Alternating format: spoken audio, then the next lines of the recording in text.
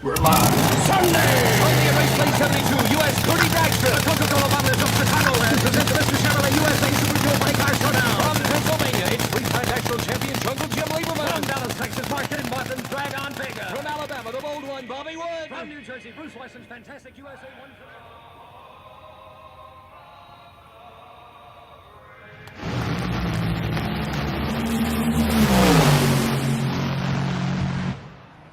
Man, how'd you like that intro? That's the greatest, man. That thing's awesome. Nitromethane is always the best. Oh yeah, dude. But I like the old school stuff. I really do. Yeah, I'm kind of hung up on it. But we got let's see, there's about 4 or 5 people in here already. So nice. Jonathan Couchy, let's see, Mrs. P is in here, Mrs. Professor P, Fab Race Mod Repeat from Northeast Dragway, Colleen Tebow, David James, Mohawk 62, Bill McKyska. They're all in here already. And I was waiting to see if you get that last name correct. That was good. What's that, Bill McKyska? Yeah. Oh, Bill used to show up when I did the lives with Tony. And so I already butchered it up 1,000 times before this episode. Right? So, Jonathan was asking, he's the first one in here. He said, Shane, did you get my email regarding 727? Got it actually right here. So, Jonathan, I actually have a question for you. Now, there's 2 different versions of what you're looking for. You're looking for the Ultimate Master Repair Overhaul Kit, and they come in two different numbers. If it's a 62 to 70, the part number for that is 149015, and then if it's a 71 to 79, it's going to be a 149315. Basically, it's just going to be the difference on the shafts, but you really got to know that. You can actually just look at the side of the pan, and with the 10,000 day calendar that Chrysler did, you can usually figure it out that way. It's really simple. But if you don't remember those numbers, you can always just email me at Slant Daily Garage, and I'll just give you the 2 links for them. Well, sweet. Well, he's already emailed you, apparently. No, he emailed me for. He did email me. That's right, he did. So I'll just email him both part numbers. Yeah, you can just reply back to him with the part number. But I'm gonna do that. Did you see the thumbnail I did for this one? This was good. Yes. In fact, I just talking about the basic stuff. Yeah, we were talking about me and the wife, and I actually have some good ideas for the next couple of ones coming up. Oh, sweet. Yeah, well, remember next week, I think we're going to be PRI. Yes, we are going to be at PRI. Yeah, so we won't be doing a Wednesday Night Live because we'll be shuffling our way to Indianapolis to see look at the weather. Huh? There's no snow in the weather either the whole time we're there. Oh, in the forecast, huh? Yeah. We'll have to see what happens, because one year I was there and it was like during PRI, all of a sudden the temperature dropped from it was already like 20 and it dropped to like 5, and then it started snowing, and it was like, gosh, man, this is exactly why I didn't move to the Midwest when I retired from the Navy. Well, Jonathan Couchy's throwing another question up here.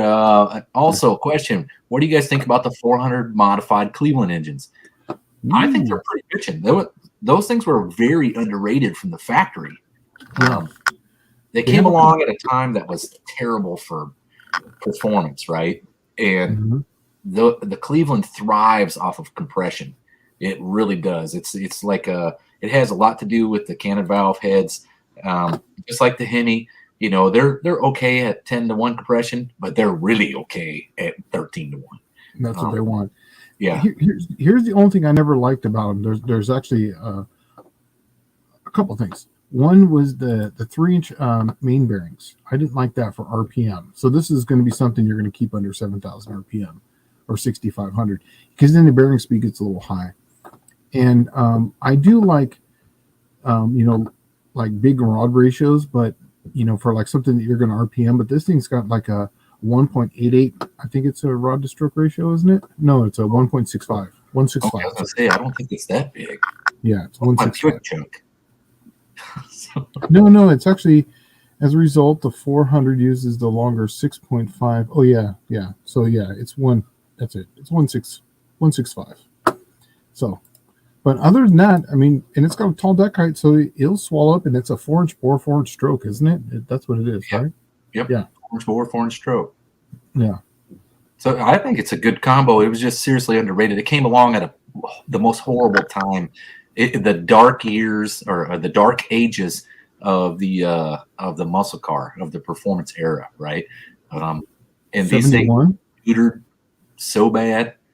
And we talked about it before previously on the other shows where the piston would sit 120 thousandths down in the hole, and it just became a detonation machine at that point.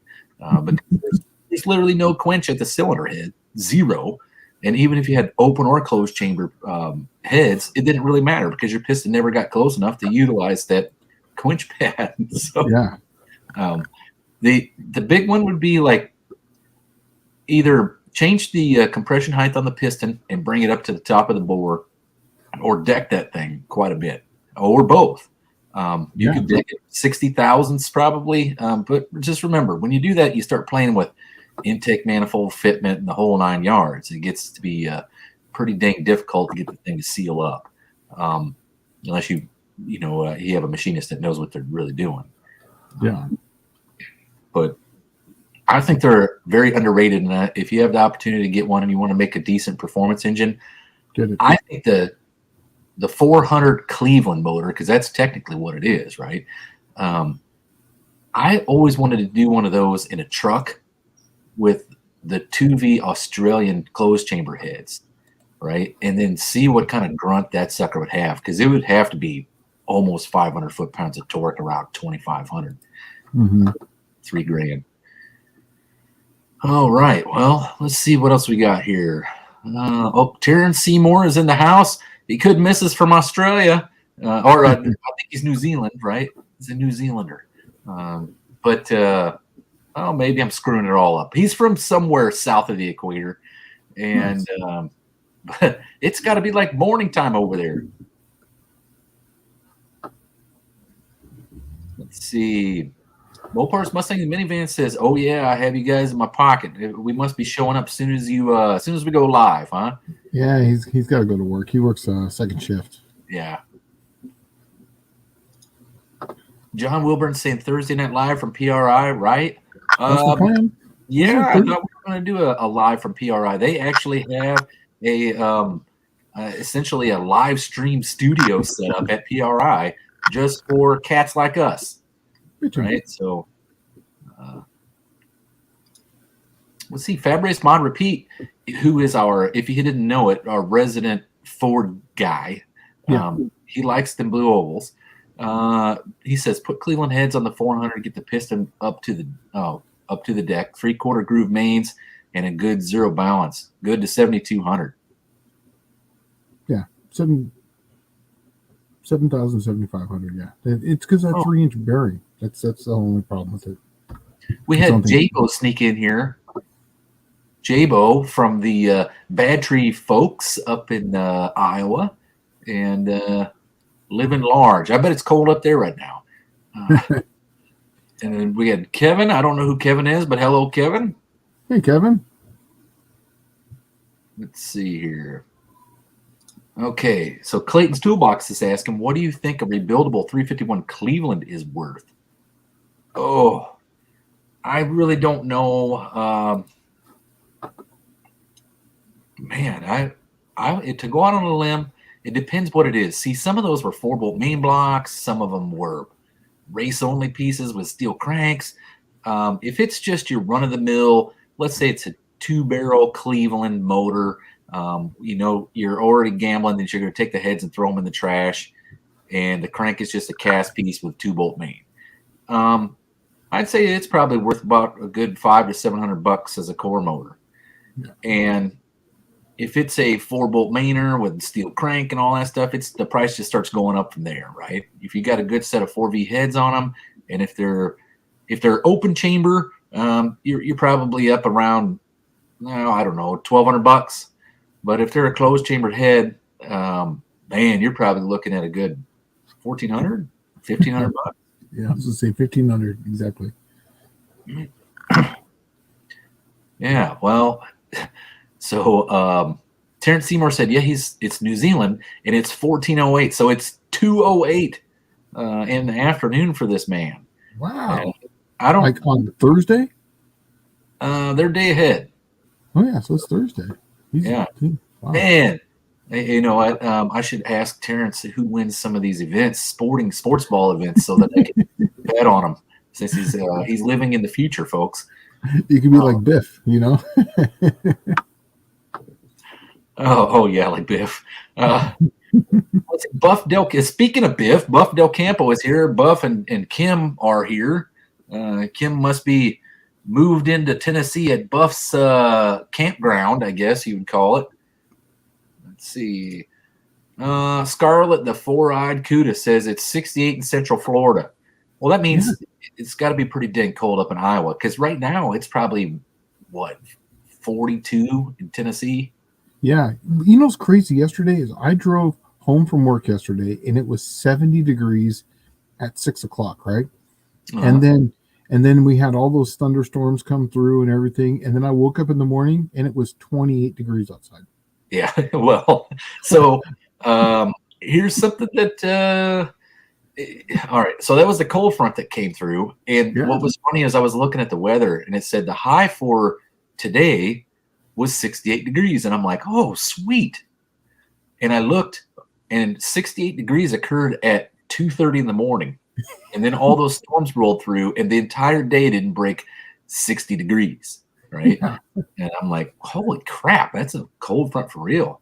Yeah. It was an odd ice on the truck this morning. It was, because we had these massive thunderstorms come through, and there was tornadoes south of us and everything, and it was just like raining like crazy.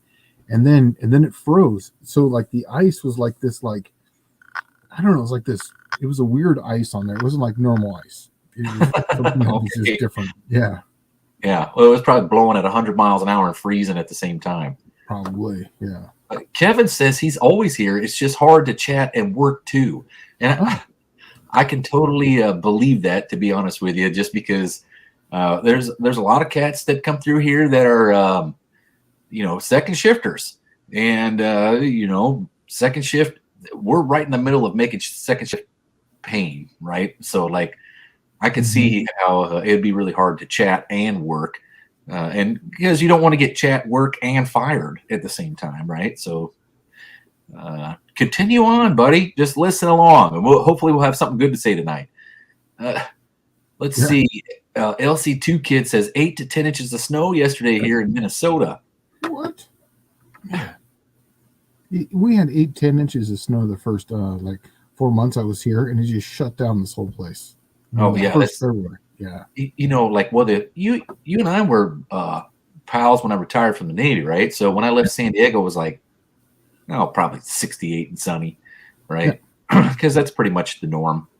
Every day. I drove to Tennessee, and I got out in November. So my first winter here, January, everybody kept saying, "Oh yeah, winter's not that bad. It's like it'll get down to 20s, maybe 30s." Oh, okay. It got down to minus freaking 4.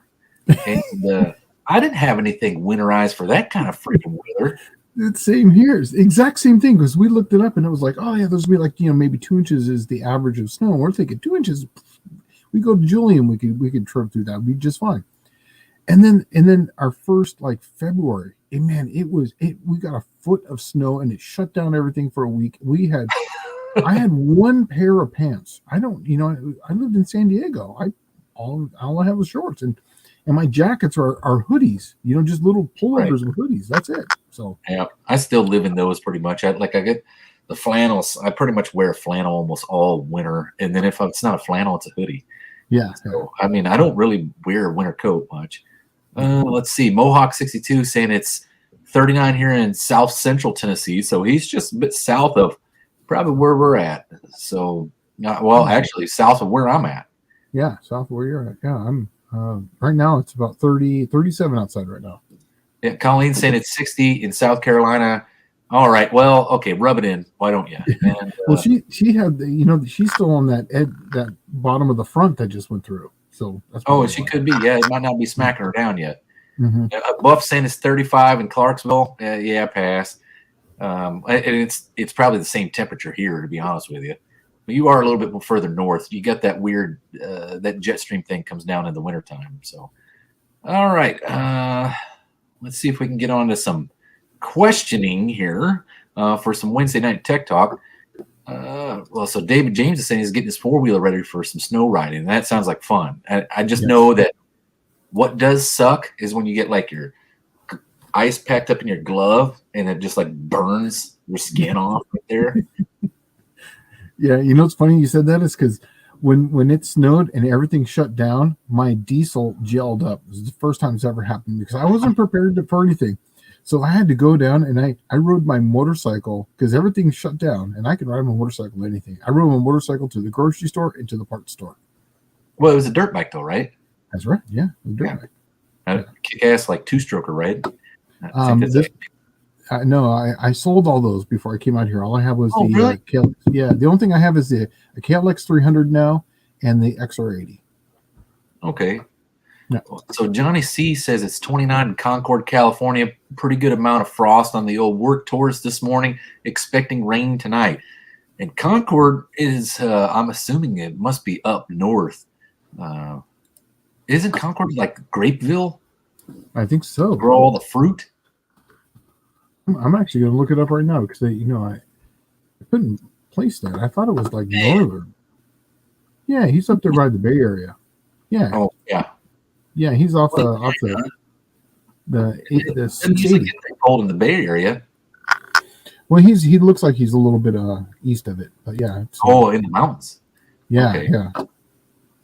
Yeah. Well, Ron Ward has blessed us with his presence. He's the voice of the No Name Nationals himself. Nice, awesome, pitching. Yeah. Well, welcome to the Wednesday Night Tech Talk, Ron. Terrence Seymour says he's working, chatting, and stealing government Wi-Fi. Right. Perfect. Yeah, when I would live down there in Australia, you had to pay per like the megabyte or however it went, and it was like, holy crap, this is so weird. And then of course, I didn't do anything on the web then because it cost a big pile of money for me just to have internet. Yeah. But yeah. Let's see. Scarlet Four Ikuda says, I spent a Christmas in Minnesota about 25 years ago. The day after I left, the high was supposed to be -8. I looked at my friend and said, you can't have a negative number as a high. No. So, yeah. No. Well, LC2 Kid says, transmission question. On the 204R, the forward drums are drying up. You know of anyone repopping them? Wonder if Sonics might. I don't know if Sonics is doing them, but that's the whole reason why we've actually stopped. There's a whole host of reasons why we've stopped doing the 204R with TCI. It's just that's another one of them. Is that he's absolutely correct. And that and also to the planetaries. Just the bushings will come out of them, so you got to cut them off, put new bushings in them, and everything. So I really don't know on that one. I can do a little research on it, but I don't know. But we've stopped selling those things because we just can't seem to get parts for them anymore. Well, I'm kind of wondering if like a 700R4 forward drum is similar. No, totally different. Yeah, because it's the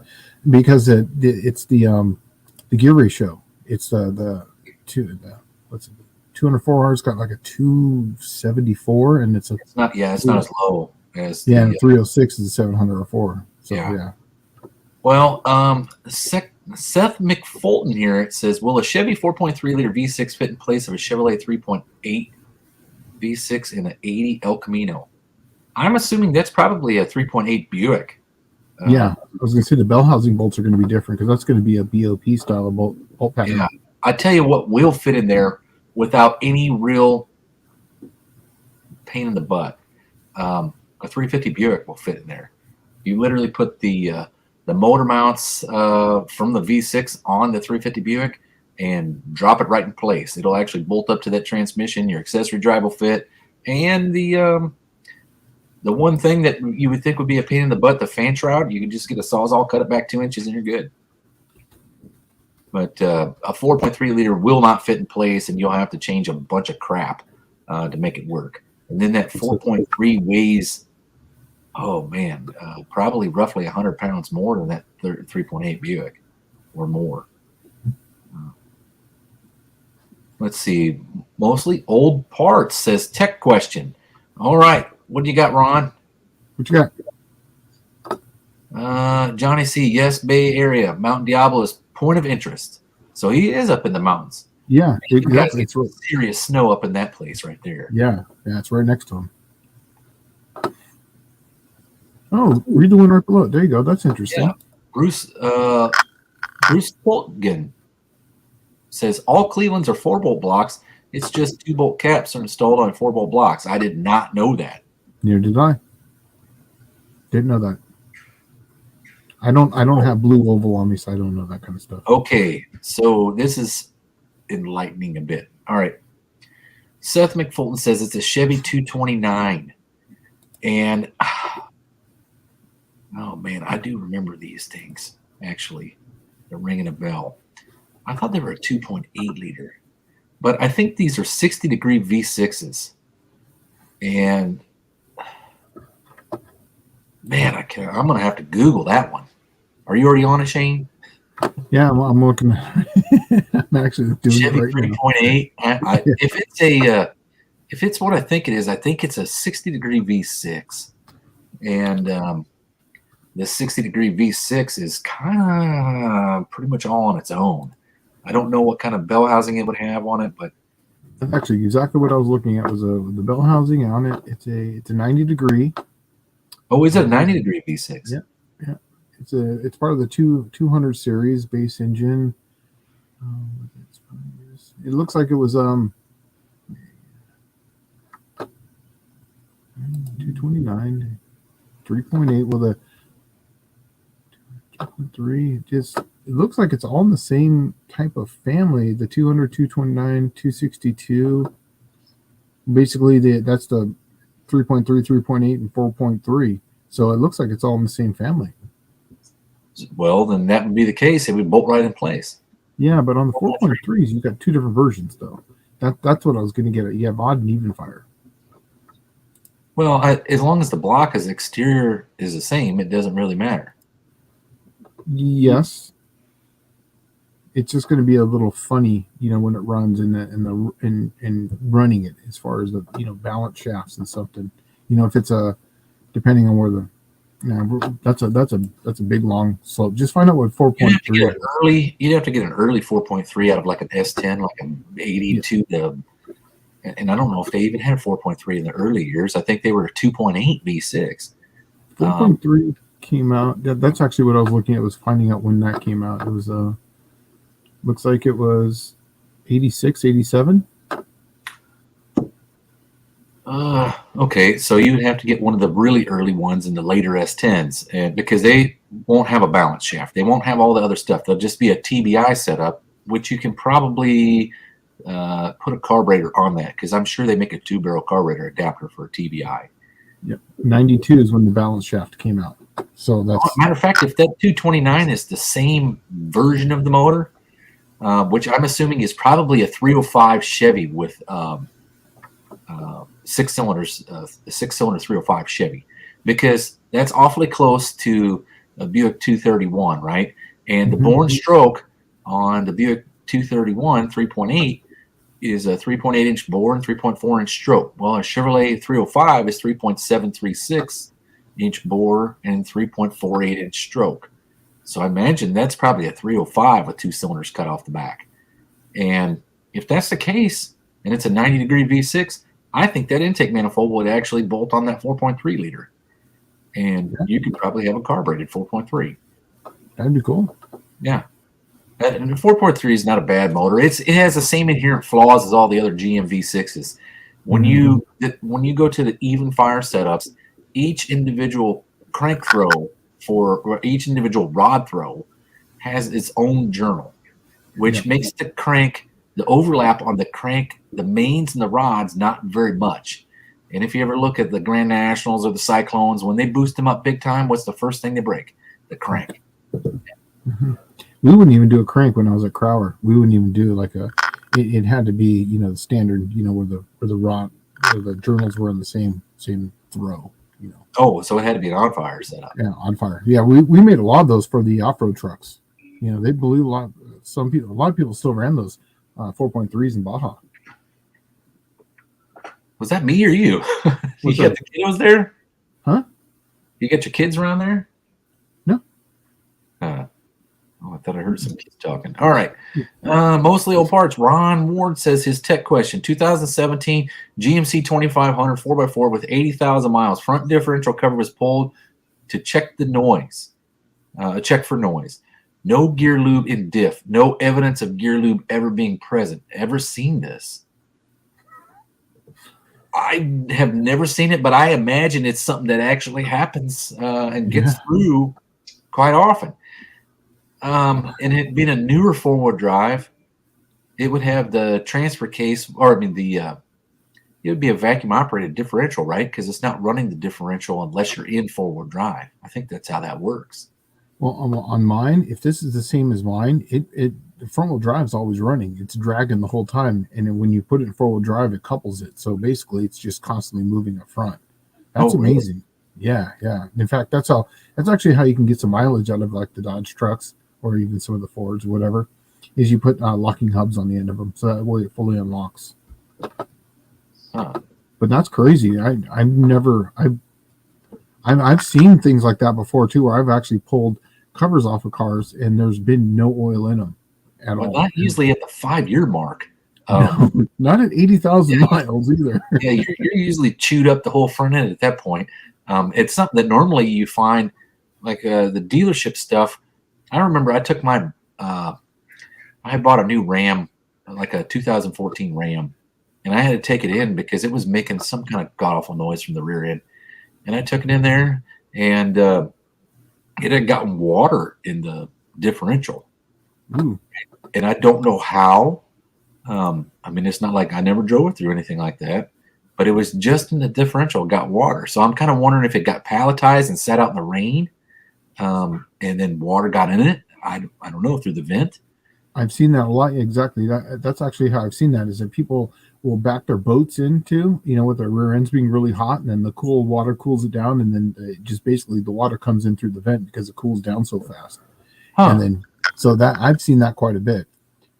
People go to the river, they'll come home from the river, and then their rear end gives out, and then they're like, what's all this water doing in here? And that's exactly what it is. I think this my son must have snuck in here. Hold on, give me a sec.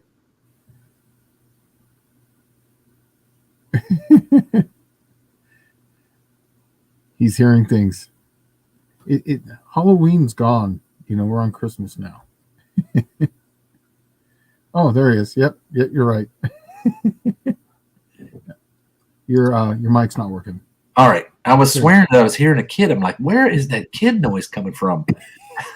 It's my boy playing on the iPad. Right? Okay, let's get on to the next question. Hopefully that helps you out, Ron. I have never seen that before, ever, but I could see stuff like that happening where, the guy on the line missed one vehicle that he had to fill up or whatever. But Nicholas R. Richard on the Precision Transmission channel said in a video a while back that he just doesn't see the 204Rs anymore. And he's been hoarding the hard parts for them because they're hard to find. Yeah. Well, man, it's getting to be that way for just about anything that's older than, I'd say, 1989, right? Yeah. When they stopped making 350s. Well, I heard last year, I went to you remember the Suburban. I had to put in a new torque converter in the Suburban, right? Well, okay, last year about this time, the Suburban ate the torque converter. And I had just rebuilt the front pump and put a brand new converter in it.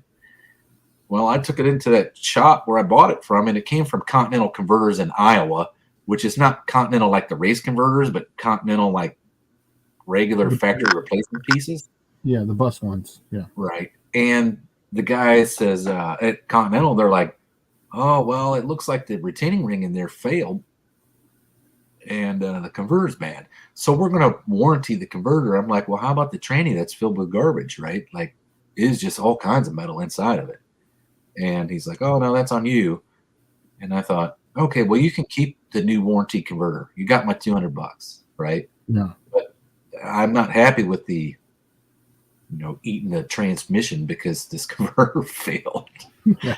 It's like, Yeah. All right. But when I was at the shop, that transmission shop, the guy told me, he said, we're having a hard time finding hard parts for Turbo 400. Oh yeah. And I'm like, Oh, yeah. if you have hard time finding hard parts for a Turbo 400, the world is going to crap, right? I mean, that was probably the most mass-produced transmission in the world. Yeah. Oh yeah. But yeah, I don't know. Squirrel them away, fellas, if you got them. Yeah. Exactly. Dakota's timeout in here. I've been messaging Dakota. He's got a set of super stock Krager super stocks for sale on Marketplace, and I messaged him. I think I'm going to go get them this weekend. So, oh man, let's see here.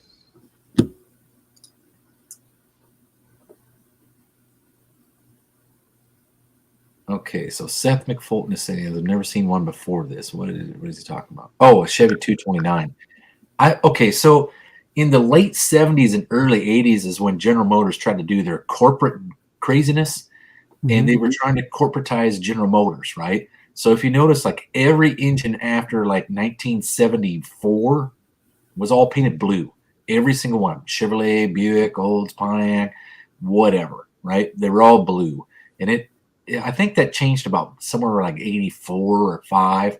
And they went to essentially a black color for the replacement engines. But they were trying to corporatize General Motors. And what was happening was they were trying to figure out their corporate engines, okay, what they were going to take and make it corporate, because they had such a wide variety of engines at that time that General Motors was the largest manufacturer of cars at that point in the world, right?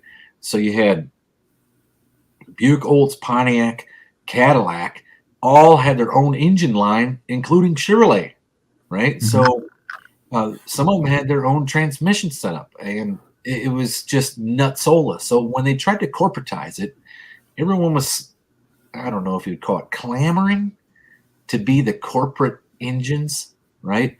So Chevrolet, that's why you see a lot of stuff from the 70s where it'd have a 305 Chevrolet in it, and it might not even be a Chevrolet car, right? Or you'd have like an Oldsmobile 307 and something that's not even an Oldsmobile.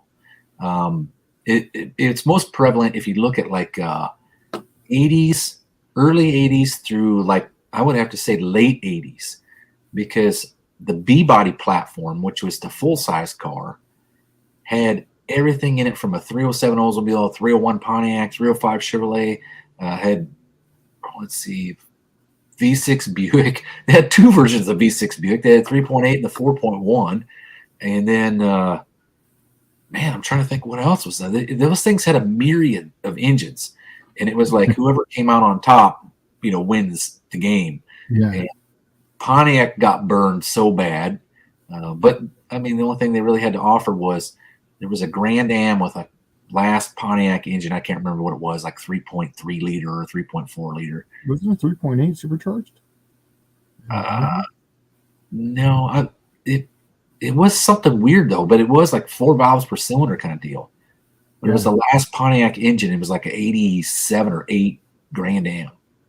Oh yeah, my grandma had a Pontiac Bonneville, and it was a supercharged 3.8, and she lived out in Yuma, and we used to take that thing all the way to the speed limit, 132 miles an hour, and just leave it right there. That's a Buick. That's a Buick 3.8. Oh yeah, okay, yeah, it was a Buick then. Yeah, 3,800. Let's see.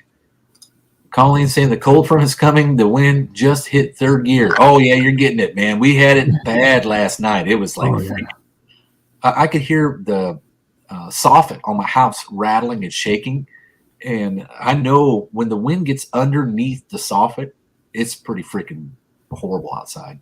Yeah, it was good. You're quite a far behind. Oh, am I? Okay. Yeah. Let's see here. I had a Doug Narden says he had a 90 S10 4.35 speed 2-wheel drive 308 gear that the truck identified itself as a 350. It pulled like one. They also got gas mileage like one. I do remember that. They were bad on gas, but man, did they run good. So Ron saying that his ring and pinion spiders and bearings turned to dust. All surfaces were blue and purple. from all the heated metal. I've actually done that. Oh, did you? Oh, I've done that. Stuff? Yeah, I've done that on a 7 1/4. I just cooked it because they only have a quart of fluid in those things, and it was one of those things. I was still new to it, 7 1/4, and it was actually the wife's car. It was actually her 71, and I blued everything. JB's Little Shop saying, I hope Buck got all the parts back to you on the monkey bike, Dallas. He dropped it off, and I got the muffler and I think the cutoff switch and all that stuff. You're good to go, man. I'm hoping you had some fun with it. I hope Lars didn't get too addicted to monkey bikes. He's got like 400 of them squirreled away in his garage right now. Let's see. Ron says there was no evidence of any type of fluid ever being present in the diff. No water, no oil, no sludge, nothing but dust. That means it was a factory mess up right there. Yeah, it had to be. 8,000 miles. Yeah, I'm surprised that thing didn't catch on fire. It would have had to have been so hot at some point that it friction welded the pinion to the ring gear. Just turned to lava, Yes. at that point. Let's see.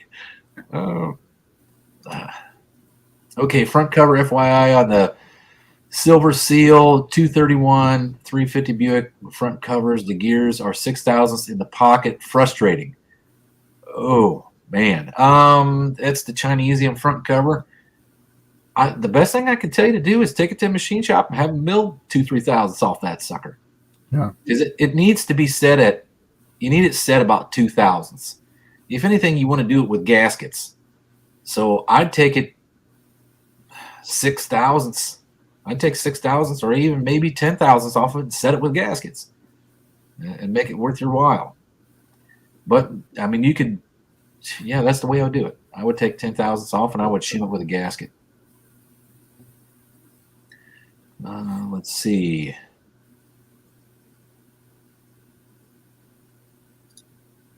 Ron's saying a big shout out to Cash for Clunkers. So many great parts cars got crushed. I know, and you know what?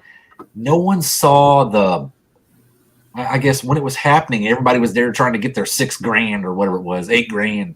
But nobody saw that an entire generation of cars that was going to be our parts cars. That's one thing I did notice is I got an 88 Thunderbird as a race car, and they completely disappeared in the junkyard. I mean, absolutely vanished. And there used to be rows and rows and rows of them suckers. Yeah. Man. But and Doug Narden said, yeah, I am way behind. Doug Narden saying Continental like the diesel engine company. No, it's the Continental transmissions. Yeah. And converters. They had one up in LA. Oh, did they? Yeah, the Continental converter. They did the bus converters for all the the bus. The mass transits. Yeah, mass transits. Yeah. John saying Cash for Clunkers was unforgivable. Yes. Let's see. JB's Little Shop says, now I have a question about trans. If I can't get this 700R4 to work with this blower engine, where do I go next? Talking about the linkage. I think because that 700R4, the only thing you're going to have is a detent cable. Yeah, exactly. So that's easy. And they make those adjustable ones. That's actually what I've had on my Slant 6. You have that one, that adjustable one. It's got an internal sleeve, and I think TCI sells one. It's just it's infinitely adjustable. So it can be, 20 inches or massive. So I think that's what he's talking about. Other than that, it's really simple, And then, but we don't sell the valve bodies for the 700R4s anymore. We used to sell them the constant pressure ones, so that way the detent wasn't as it could be adjusted wrong and it would still work, and that it wouldn't burn up the transmission because 704s, the detent wasn't hooked up right. It burned that sucker right up. Oh yeah, they're definitely just like a 204R. They're 100% dependent upon that detent cable being right. Yep. Let's see. Mopar's Mustang minivans, when doing a new ring and pinion, what's the torque for the crush washer? Internet says 125 foot-pounds or 250 foot-pounds. I don't know which is correct. I do. It's got to be 125. Well, what it is that if it's a crush washer, you basically just keep crushing it until you get your 10 foot-pounds of resistance. Yeah, it's your preload. That's all you're trying to get. But it could be between 120 to 250 foot-pounds. I've actually have done that. The 489 8 3/4 are like that, and it's 250 foot-pounds. But Sometimes it's 190, sometimes it's 200, sometimes it's 150. It really depends on how much preload you're putting onto it. Well, And I just noticed that it's like literally, because 8.8 has them, right? Yeah. It's a crushed sleeve, just like a 12 bolt. And when you get in there and you torque that thing down, the easiest thing to do is you make a tool where it attaches where you can bolt the pinion to like the housing. Yeah. Okay. And then you start cranking it down and it'll start getting tighter and tighter and tighter. And all of a sudden it'll just stop getting tight. And then it's starting to crush that crush sleeve. Mm-hmm. And then what you're shooting for is you literally unbolt the pinion and you check the rotational preload on that race, because it should be like 10 to 15 inch-pounds, I think is what it is. Yeah, it's something like that. It's maybe, did I say foot-pounds? I think maybe it's 10 inch-pounds. I don't remember, but I have a gauge just for it. It's got a little, and you just rotate it and it'll have a drag on it, like the old school torque wrenches, Yep. Yeah, and that's exactly how you do it. But and if it's not tight enough, doesn't have enough preload, bolt it back together and start cranking down some more. And I wouldn't go more than probably a quarter of a turn. Yeah, I do them an eighth of a turn. Once they get over, like say, once they get over 150 foot-pounds, an eighth of a turn really makes a big difference. Oh yeah, yeah, it starts getting a huge amount because I mean, like, gosh, I think about it when you're torquing heads, you can go from literally like 100 foot-pounds to 150 foot-pounds in a quarter of a turn. Yeah. So. Let's see. Dakota saying, I know it's only 2 wheels, right? Yeah, I know it's only 2 wheels. It's just the 2 rear ones. That's what I'm shooting for. So, Mopar Man 1978, Colleen. Okay, so he's just talking to Colleen Tebow. Let's see. GM, Generous Motors. That's what Dad always called them because they paid more than Ford or Chrysler. Huh. He must be talking about working there. Yeah.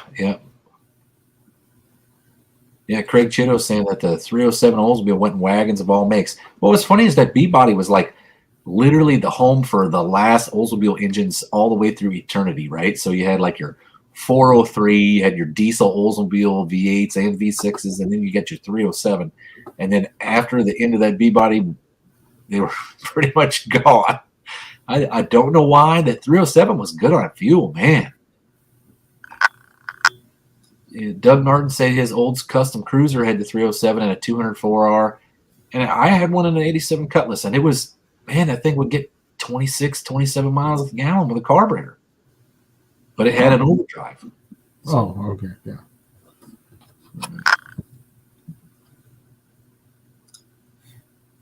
Craig Chitto says the Olds was the last carb US V8 able to pass emissions. I can believe that, actually. That's probably why. Oh, yeah, huh? That makes sense. Yeah. Kent Ward says Lunar Outlaw is doing a Buick 455. All right. Well, if it needs some insight, some know-how, I'm right here, I guess. Johnny C. Parents once owned a 79 Buick Century 4-door 3.8 turbo. It was pretty cool. Didn't see many today, or don't see many today. I'll tell you what, that is a fairly rare car because they were, I hate to say this, Johnny, ugly. All right. They had this horrible back on them that was, you either loved it or you hated it. And I would say a majority of people hated it more than they loved it. They made a 2-door of that. And I always wanted to get one to make a race car because they were an oddity. But in the early years of the Turbo V6 Buick, 78, 9, and 80 was the first few years of it. You could actually get that 3.8 turbo in just about any Buick platform. You could get it in a Riviera, you could get it in a Regal, you could get it in all of them, right? So Century was one of those platforms, right? I actually had a 78 LeSabre Turbo Coupe, which was a 2-door post car with a 3.8 turbo, whatever I took out, and put a 455 Olds in it. Wow. And took that out and put a 350 Buick in it. So let's see, 29 A-Bone pickup. Do you guys run ATF in your diff on drag cars? That was something people did back in the day, before they had synthetic oils that were thin, it just doesn't take the shock load out of it. And I personally wouldn't run ATF in the diff if I didn't have like a pro gear. If it was like a street type of gear that was a hard gear, there's no cushion in ATF when you launch. I know people who do it; they get away with it. I personally wouldn't do it. I would run like a 75 140, do something synthetic. You know, you're not going to lose that much from it. I'll tell you something bad. I used to run. Well, okay, a drag car doesn't see enough road action to really get any heat built up in the rear end, right? Exactly. Yeah, it's just only thing for the big thick fluid is just cushion. That's it. That's all it is. I would run 2050 motor oil in it. VR1 2050. I've done that before too. Yeah, but ATF is much thinner. But it's got to be hard on it. But yeah, I just looked at it like, man, this thinner oil, and you know what it would take to get my 90 weight down to a 50 weight? Geez, it'd have to be like 300 degrees. Yeah. So, yeah, I've done straight 30 weight. I've done all that stuff too. But ATF is just, to me, is just a little thin. If you're not running a pro gear, if you're running a pro gear that's designed for that, you know, it's a little softer to allow that. I would have no problem doing it. Yeah, so Doug Narden say, I can't believe how many V10 Ram pickups died during cash for clunkers. I must be way behind. No, I'm caught up. No, you're getting caught up. Okay, so I'll tell you the one that broke my heart. Okay, there was a list that came out. I used to be a subscriber to Hemmings Muscle Machines magazine, which was, in my opinion, is probably all right. So I used to be a magazine freak. Okay, and I'll tell you how bad it was. Being in the Navy, I never, ever, ever got any kind of periodical on time. There's some of them I had subscriptions to, but we would pull into port, and we've been out for 2-3 months, and you pull into port, and I'd get 2 magazines, and then, you know, you go to the next place, and you get 6 magazines, and 4 of them are 5 months old or older, and then they're just thrashed because they've been through, like, customs in Iraq and customs in Oman and customs in Italy, and then they finally catch up to you, right? And it's like they're pretty fragged when you get them. But I used to love, there used to be one called Muscle Car Review, okay? And what was funny is, like, I was surprised that Muscle Car Review got to hang on till like at least the early 2000s, because they hadn't really technically made a muscle car in about 30 years, right? So I was surprised that they were still around, but it was such a great magazine. And there was a guy that wrote for him named Paul Zazarine. I really liked reading his stuff. He just had a way of writing it that was really good. Well, when Hemmings came out with their Muscle Machines magazine, it reminded me of the way that Muscle Car Review used to be. And Muscle Car Review probably disappeared about 2002, I guess, 3 maybe.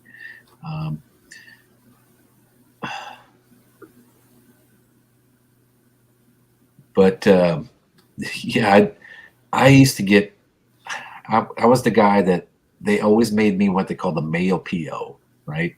You would go down and pick up the mail, because I would have 6 to 7 magazines in there and have all these subscriptions coming in. Especially when I was single, I had freaking tons of them. On every ship I was on, they hated it, because you go down and I got 7 subscriptions, and you might pull into port, and you've been gone for 3 months, and you got 21 magazines in there. And so I was just, and the sad part was you don't have any room for them on a ship, so you'd read them and throw them in the trash.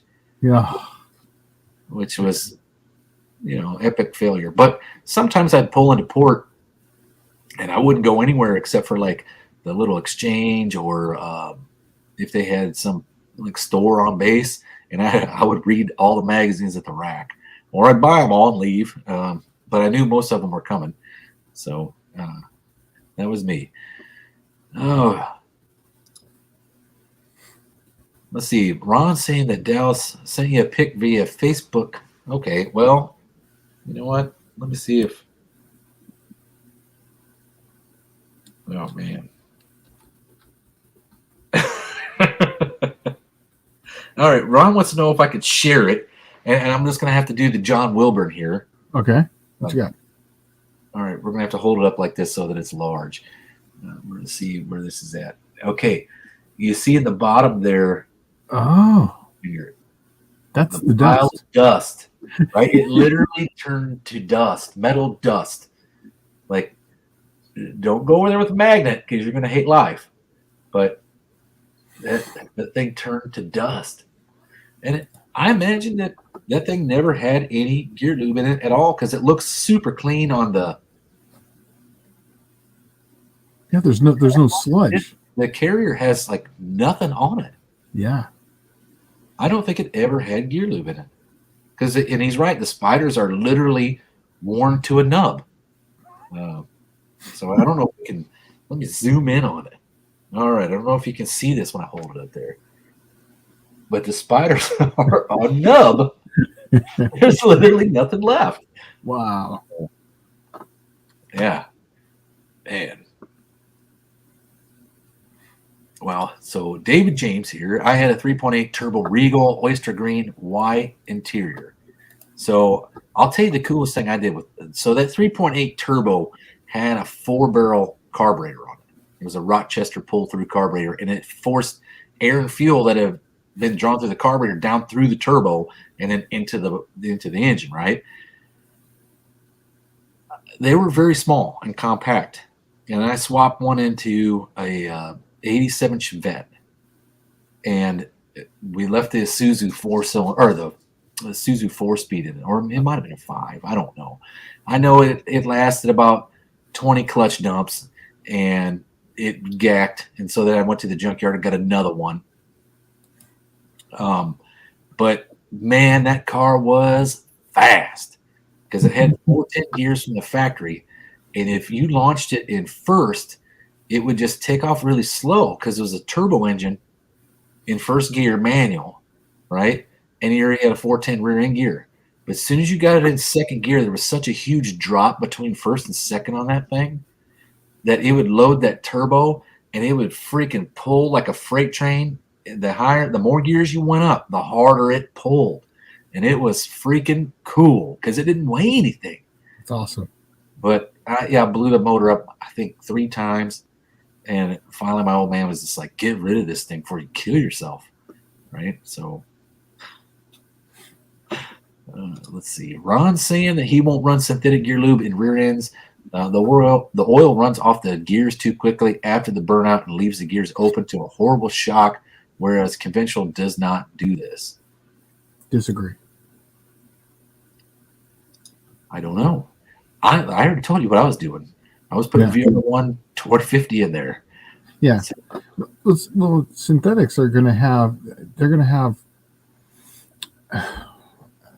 There's a whole different thing with traction coefficients, and I mean I can go really down a rabbit hole on this, but the thing about synthetics is that it's going to have a much bigger film strength to begin with, and you're not dealing with a whole bunch of oil. You're just basically dealing with a very thin amount of oil. 0.00 was a thou or so, thou and a half is all you're really wanting.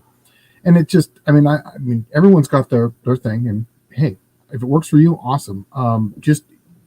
We do a lot of testing with oils, and I can tell you that that if you were to take a 2050 synthetic and a 2050 conventional, synthetic will win every single time, hands down. No ifs, ands, or buts. When it comes down to any type of gear additive or oil, just the coefficient and the traction, and there's a lot behind that. But if it works, have at it. I don't want to change anyone's mind. Yeah, I'm just telling you what I know and I did. I did the same thing too, though. I'm certain that it probably is not good on the gears, but man, does it pick up when you do that? You don't have that heavy. Think about it. That 90 weight gear lube, you can't even shake it up in a bottle, really. Okay. Oh, yeah. So imagine what it is in your rear end. It's like I kind of picture it in there like the dude that's kneading dough at a pizza shop. It's like honey, right? It would just be stuck around the ring and pinion, kind of blobbing around in there, right? Yeah. That's kind of how I mentally picture it. So I put the 2050 in there. I figured it doesn't get warm enough to really make that oil thin to get down to 50 weight, right? I mean, you might get 100 degrees out, but you're talking, you pull it up to the line, you do a burnout, and then you launch it, and then you pull back into the pits, and it might retain some heat, but not a lot. But the LC2 kid, which I just got his name as he was mentioning this here, would have been cool if the LC2 3.8 intercooled turbo would have been offered in all F or G and F bodies. It was offered, and you know, Grand National and T-Type, right? And then the F body, the Turbo Trans Am, which is I thought was the one where, you know, Buick was really sticking it to Chevrolet at that time, because they made them freaking pretty much in that run of the Grand National and T-Type, because that thing was beating Corvette sales out the door, right? And when they shut down the platform, Buick reached over to Pontiac, and Pontiac was like, hell yeah, right? Put in that Turbo TA. Well, there's also a story that was written about Hemmings, about some GM engineers that took that same Grand National type motor and put it in a 90, was it 91, 89, 90, somewhere around there, Buick estate wagon. And then they towed the Callaway Corvette out to Arizona to the GM proving grounds that used to be outside Scottsdale, right? And the story goes that the guys were so enthralled with the wagon that they stopped running the Callaway Vet and wanted to run the wagon to see what it would do. And it actually beat the lap time of that Vet.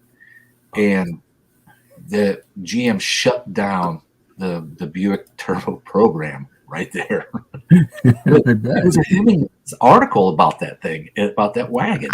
Now, I need to be on the lookout for it now, because it's out there somewhere. It's got to be somewhere. They may have crushed the car. I don't know. When I was a kid, I grew up in this town that had an Air Force base, and they used to have those big, huge freaking bombers come in. Well, when they did that, they'd have chaser cars that chased them. So our local dealership would order these Air Force chaser cars. Well, when I was probably, I don't know, 12 or 13, they had one of the chaser cars. They took it out. They just built a Walmart in that town, and that was like the only town around that had a Walmart, right? And this, when Sam Alton was a person, and the place actually used to have morals, and it was neat, right? And so these guys in the parking lot out in the far end had like this, it was like a 70 or 69 Chevelle wagon. Oh no, it was a 67. It was a square one. So it was a 67 Chevelle wagon. It was Air Force blue, and it said on the door, it was painted with a stencil, Air Force, U.S. Air Force, right? But it was a 427 four-speed car, 425 horse motor car. And it was a wagon, right? And I'm like, that's what the Copo was initially designed for, was crap like that, right? Not your, let's go race, build race stuff, backdoor deal.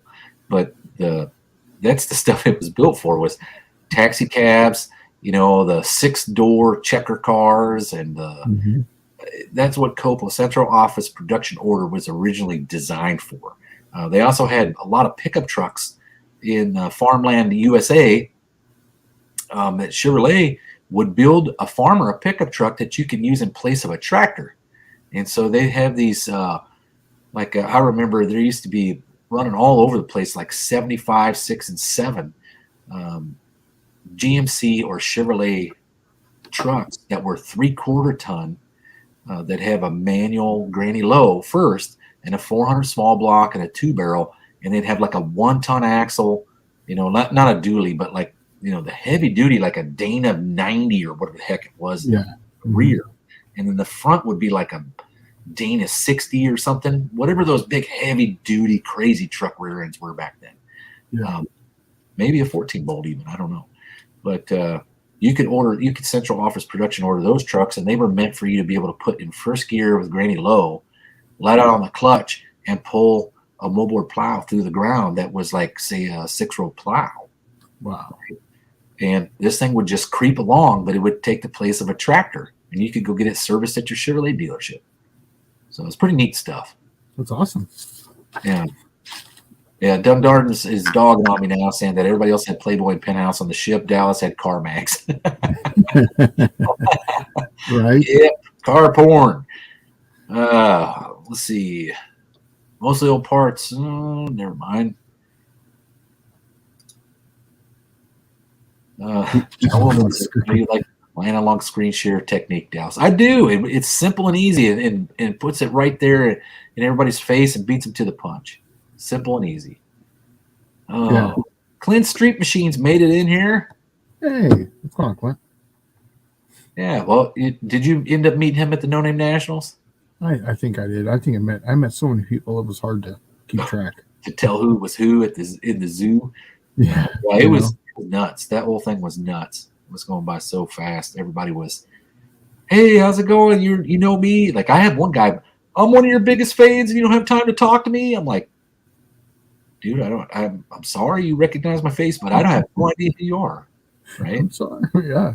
The thing is that happens because they're so used to seeing your face. Like every Wednesday they're going to see our faces, right?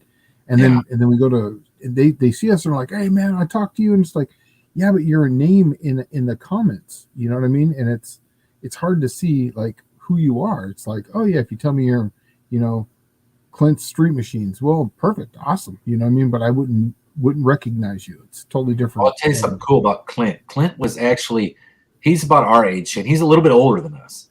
Oh, okay. He lived in Los Angeles and was in a hair metal band during the heyday of hair metal. That is awesome. Yeah.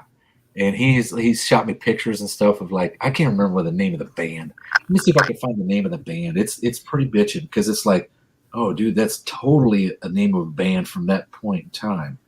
Let's see. While we're doing the analog things, I actually have a picture of. Remember, I've been working on that Slant 6 to a small lock Mopar trans adapter. Oh, I saw that on your Facebook post. So you got it done? Well, this has got the starter and it's being made like this right now. So we're gonna make it up, and I should have the first one done sometime next week. So yeah, that'll be cool. So well, I don't know. I don't know if this is the name of the band. Well, he's still in here. Ask him. Yeah, Clint, what was the name of your band? Because I don't want to goon it all up. I had this super cool post, and I thought it was the name of your band, but now reading it, it could be out of context, and you could just be saying, "Yeah, I was all in, dude." He literally looks like. Here, I'll show you. We'll blow this up, and you can see it. All right, man. Here you go. Here's Clint Street Machines circa 1991. That is awesome. That's awesome. Yeah, he was living the high life, man. It must have been the fun thing, the most fun thing you could do at that time. Yeah. Let's see. Yeah, nothing you heard of. Oh man, because I thought this was the name for your band, and I thought that was badass. Clint, what was the name of the band? Because I grew up in SoCal my whole life, and I was a frequenter up there, and all those different places. Well, because I thought he told me, I said, "Dude, you totally looked the part 100%, right?" And he says, "In for a penny, in for a pound," and I thought that was the name of the band. Oh, that'd be a bitchin' name for a band. Yeah, that's perfect. Yeah. So, all right, well, back to tech talking here. Oh, well, I don't know if Clint would dig that name for his band, but LC2 Kid says using Type F fluid versus Dextron Mercon for better shifts and older GM trans thoughts. Seems the Type F was a bit more sensitive to temps, but versus Dextron Mercon. But I did notice better shifts. I run Type F in my race cars because of the anti-foaming. That's the only difference that I run, the Type F. And I think the Type F is just a little thicker of a fluid also. But and also Type F was the opposite. I thought it was thinner. Maybe it is. I don't know. I just know that it's anti-foaming. So. Oh, really? I know that it smells funky compared to other transmission fluids.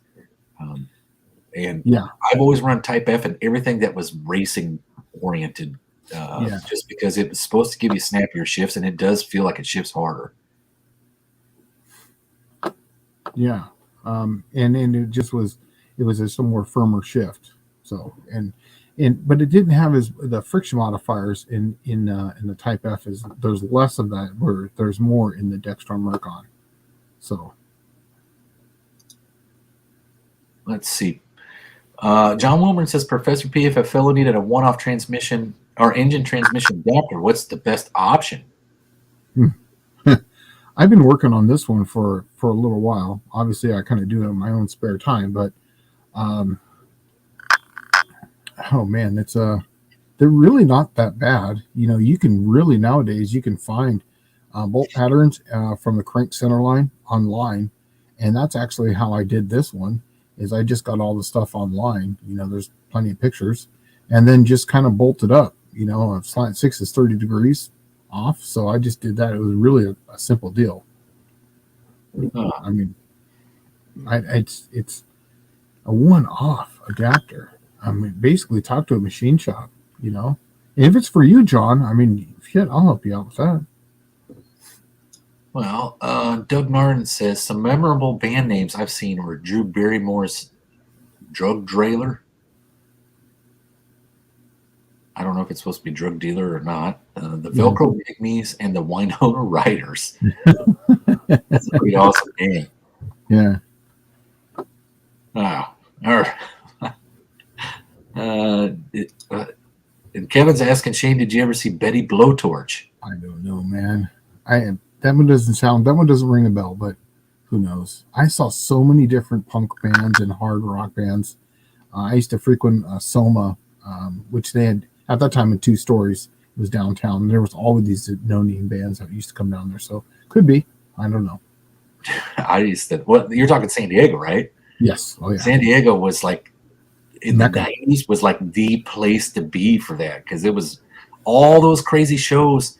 They weren't doing like the big arenas, and they would hit all these small places in Southern California, and it was like, man, you want to talk about some of the craziest shows. Like I saw Suicide Machines 96 or 7, I guess it was. Suicide Machines were awesome. Let's see, who else did I see? Man, I'm trying to think of all these bands. A lot of them were like, you didn't really pay attention to them, because most of those places actually served alcohol. And you forget. Yeah, you weren't really paying attention to that. You were actually trying to hook up with the girls and get some drinks. And sometimes you would hear something, you'd just catch your ear, and you're like, man, that's pretty bitching right there. That's like the first time I saw Less Than Jake was there. And let's see, who else did I see? Man, I'm trying to think of. Oh, man, I can't remember. What was a Sports Arena? Sports Arena was also famous for that kind of stuff too, right? But that was for like the bigger bands. You know what I mean? Yeah. So if you were a bigger band, I saw like Metallica there, and like when they came out with the Black Album, and my very first concert actually was Blondie. The Rapture tour was actually at that place. Huh. But there's a lot of little places around that, like there was Soma and then Brick by Brick, and all the different places that played at all those places too. Oh, I used to frequent PB. That's where I saw Jewel down at PB, because she was living in a car out in front of the blue van bars we go to. Yeah, she lived in a blue van. Oh, blue van. Mm-hmm. Yeah, we thought she was homeless, but she wasn't homeless at all. She was actually just touring. She was just a small time musician trying to make ends meet, right? Yeah, she would go to all these different coffee shops, and then there was actually one in Escondido that she used to frequent quite a bit. The first time I saw her was at Java Joe's in Poway, California. I saw her. Huh. Yeah, but she was cool, way down to earth. Totally not what you expected from like a musician, because a lot of the musicians came from California were like really hung up on themselves. She was from like Alaska or something, and she was freaking laid back, dude. Yeah, right. All right. LC2 Kid saying that the Type F supposedly has better friction coefficient. Yeah, because it has less friction modifiers in it. So yes, that's exactly right. And so Doug Narden saying that Cope recommended B&M Trick Shift, which I always heard that B&M Trick Shift was Type F, rebottled Type F. Yeah, I've never heard that, but I would agree with you. That sounds about right.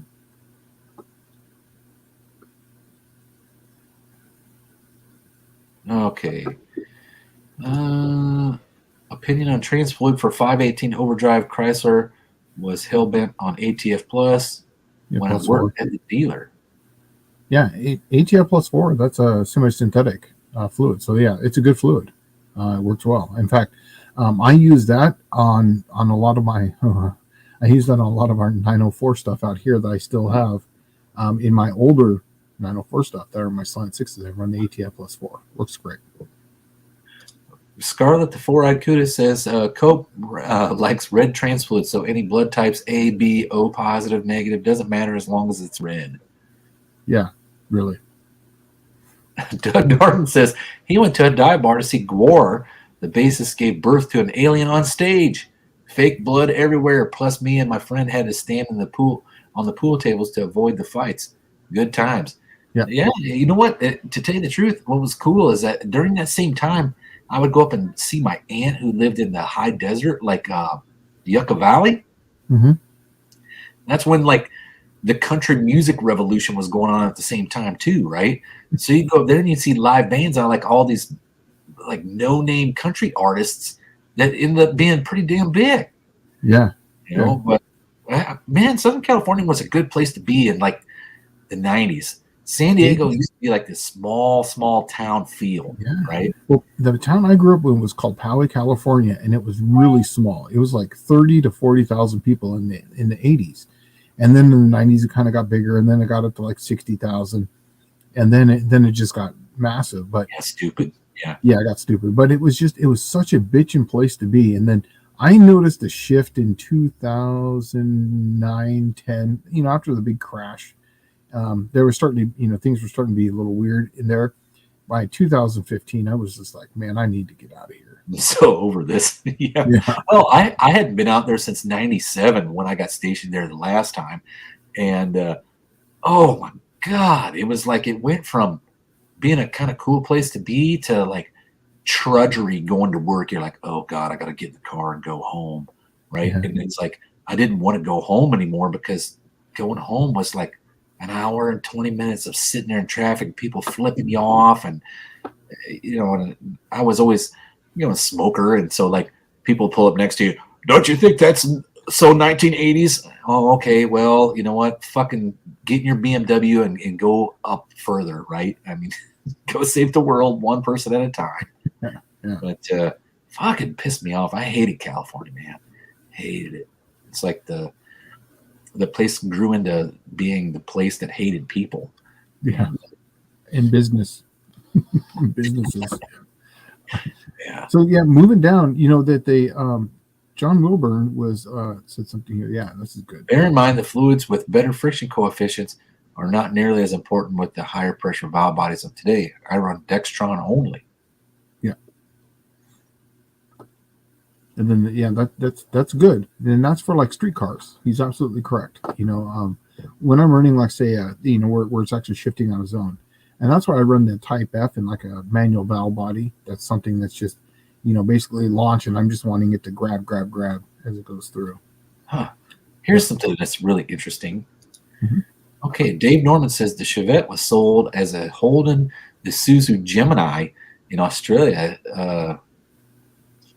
Mine had a Holden 202 6-cylinder with triple Webers. And if you haven't heard, like, okay, that's a big thing down there, down under, I guess, is the hot inline 6. Oh, yeah. It's like a thing, right? And here in the States, it somewhat caught on. There's some serious staunch guys. That's why I wanted to run that Inliner National Challenge, because I really like what I saw with the Slanted Nationals. And then there was a couple of other guys at, when we ran the Slanted Nats the weekend before, or no, the day before, they ran this thing called the Boot Heel Fuel and Gas Drags, and some guys came out with the Dragster. Did you see that, Shane? Did you see the Dragster that had the 4-cylinder on it? No. It was 4 cylinders from a 292 Chevrolet 6-cylinder. It was a 3-liter, I want to say 3-liter Mercury Marine outboard motor, and it's what they used to run in mini sprints. That's awesome. Well, this thing had a Hillborn on it, and like a Don Zig Magneto, and oh my God, they got it wound up, and that thing sounded freaking brutal. And I had never heard anything like that in my life. And it ran like I don't know, 570, right? And they couldn't get it to run with a crap all week, and it made one decent pass, 570 with a rail. And it had to be making 400 plus horsepower. Yeah. That little 3-liter. And oh my God, did it sound badass. And I was just hoping that, we could put together an event and have just nothing but a bunch of that stuff. But Australia is staunch with some serious, mean inline six stuff. Yeah. They got the Barra, the Ford Force, or the Ford inline six. I think it's a 4-liter dual overhead cam 4-valve per cylinder motor. And it's got like variable valve timing and the whole 9 yards. But it was turbocharged in like their Falcon and then the Falcon U. But then there's the one that everyone seems to know about, which is the Hemi 6. And it's like a 245 or 265 Hemi 6. And it is a freaking monster. It revs. It goes. Oh, it was. I'd never seen one before in my life. And I went to the Bathurst 1000 race, which was like their V8 supercar before they took it all off of TV and Speed Vision went away and all that stuff. So now you can't even watch it really. But they had that V8 supercar, and then before they'd do the V8 supercar race, they'd have a nostalgia road race for the historic stuff. So they had some like Tiranas and stuff like that, which looks like about like a Vega, like a miniature Camaro maybe. Then they had Monaros, which was like kind of like a miniature Chevelle or partially a Nova. I don't know. But then there was this Charger, and the Charger looks kind of like the Valiant. Well, no, it didn't look like the Valiant. It looked like it was a later one, and it kind of looked, in my opinion, looked like the Mitsubishi. The Mirage like looking thing, right? Yeah, it's like the Arrow. Remember the Plymouth Arrow? Oh yes. Yep. Wasn't that a Mitsubishi car? I think they were, but it kind of looks like that. Man, and they got it on. It's on a road course, so you'd hear all these V8s going by, wow, wow, wow, and then all of a sudden, and here comes. You're like, what the hell is that noise? Right? I've never heard that before on a racetrack in my life. And here comes this inline six, and they'd coming down the straight, and right before you go on the straight at the Bathurst 1000, where all the stands are, they come down this straight they call the Conrad Straight, and it's named appropriately because Conrad is a shortened Aussie version of connecting rod, and it would test your connecting rods because it was essentially a hill coming down a mountain, a straightaway coming down a mountain, and you were like zinging through the gears and flat out, and then at the end of that is a 90-degree left-hand turn, right? And that's what that noise was this thing coming down this, and it really didn't change pitch or anything. It was up at 7,500 the whole time. And the only time it changed pitch is when he took it out of high gear and pushed in the clutch and slowed the car down to make the left-hand 90-degree turn, and then got on the straight and passed his freaking V8 Tirana. I'm like, oh my God, that little six popper is killing it. And I'd never seen one in it before. I went back in the pits to check it out. I thought they were great sounding. I watched that actually. It's called Touring Car Masters on YouTube. They actually post it on YouTube. Yeah, so I'm subscribed to that. So I watched that Blaster track because I love it because it goes up a major hill. Then they're coming down this hill and they're switching back and forth, and they come down. Oh, it's just a great track. Yeah. Oh, dude, if we ever find time and rob a bank, let's fly over there, man, and have some fun, because that was probably the most fun weekend I ever had. We camped outdoors, drank a lot of adult beverages, and we ate. We literally were buying meat from people like. They would go into town and be like, hey, I brought a whole side of beef back, or I brought a whole bunch of lamb back. And it's like, all right, we'll take it, We'll take it. We're just grilling it, and we constantly had a fire going, and it was cold, man. It was freaking probably down in the 20s and 30s. Yeah. But, good. Your microphone is your internet's kind of coming in and out. Just a heads up. Oh, all right. Well, let's catch up here. Mostly old parts. Says I've seen amazing results from a 300 inline 6 Ford with modified Cleveland head, 2 heads cut and welded together, 6-second comp eliminator dragster with 5-speed manual trans. Oh man, what a sound! You know, what's funny is there's one of the guys from our No Name Nationals group is a guy named Ken Hutchinson, and he has a channel. I can't remember what the hell his name. Ken's Garage. I can't remember it either, but it's the LS guy. He put an LS head on one. He's putting an LS head on a 306. He was at the No Name Nationals, and he's about. And Ron, you probably have seen him. He's about 7 foot tall. The guy is like ridiculously tall. I had no idea he was that tall, but he's such a good dude. But he's working on that, and then there's already been a bunch of guys that have a pile of money. And here's Ken thinking outside the box, put this thing together. He gets on Hot Rod Magazine and stuff. And all of a sudden you get these guys swoop in that got a pile of money, and they've finished the project before he even gets it completed, right?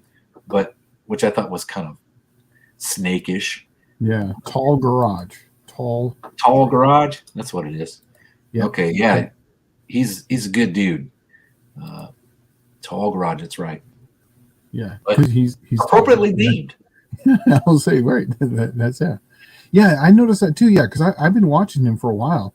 You know, build that thing, and then I did. It's funny because I saw another one. I was like, wait, is that his engine? So that's funny because people with a bunch of money came in and swooped in and took it and finished it, or finished something like it. Matter of fact, somebody's turbocharged one now. Yeah, it's like, all right, you know, I hate when somebody takes an idea. Why don't somebody come finish up my 300 Buick with 350 heads on it? I mean, it just needs an intake finished, okay? Right.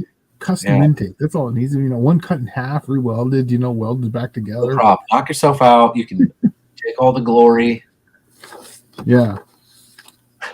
So Mexican Spec is asking, what's the subject of the day? We don't really have one. Shane, did you have any hardcore tech you wanted to go over today? I was, yeah, but we were kind of floating through. But yeah, I was. I guess we'll talk about it here. A little while back, people were asking me, you know, how do I set hydraulic lifters?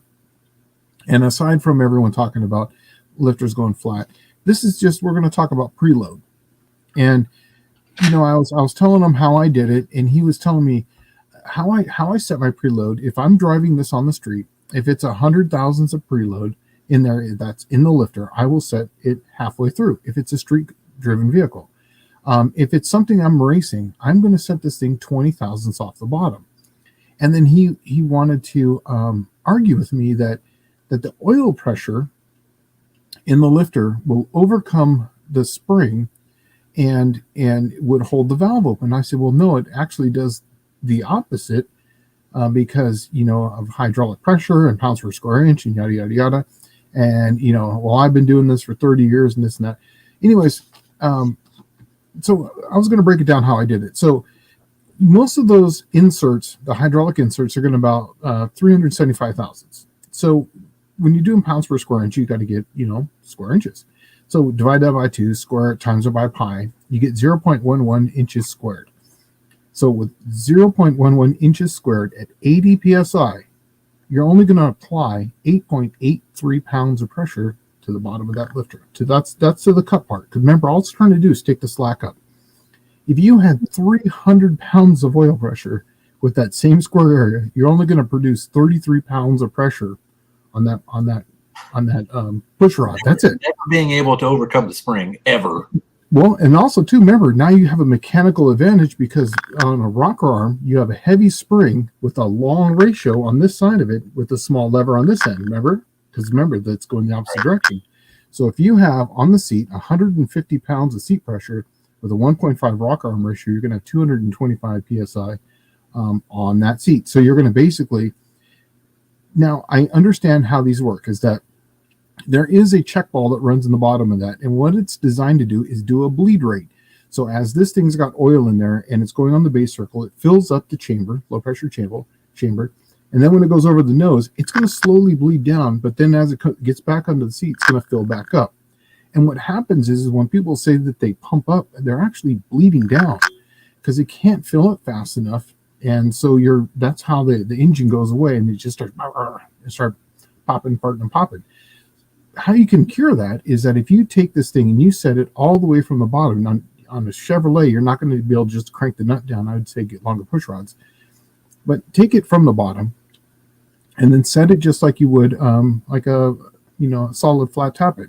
Just set it 20 thousandths from the bottom. So that way, if you're going to high RPM this thing, you'll never lose control of the hydraulic portion of it. And if it ever does, you have 20 thousandths of lash in there, and then it just becomes a solid at that point. So that's basically what I was going to talk about today. It was just preload.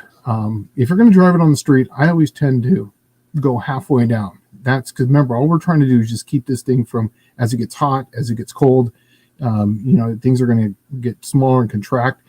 The old days of just putting, a half a turn or a quarter of a turn just to put 20 thousandths of preload into it. Obviously do what the manufacturer says, but I've always set them halfway down, whatever the preload is, and I'll measure it. Some of them are 100, some of them are 120. I've seen them all the way to 140. And I'll just push them all the way down and then go from there. So that was basically my hardcore tech today. It was just about hydraulic lifters. No, it's actually pretty cool. I love valve train. Yeah. Oh yeah, it's amazing. Yeah, because there's. Well, I like the things that people don't think about, like the ratio. You got a 1.6, 1.7 ratio, and you got a spring that's got 300 pounds of pressure, right? Well, it's virtually, you're looking at almost 600 pounds on the other side. On the other side, because it's the lever. Now you've got a really big lever pulling on that thing, so it's all that leverage. Yeah. So, well, all right, John Wilburn was saying that Ken showed up at No Name Nationals. He's 6'6", and his brother who was with him was 6'10".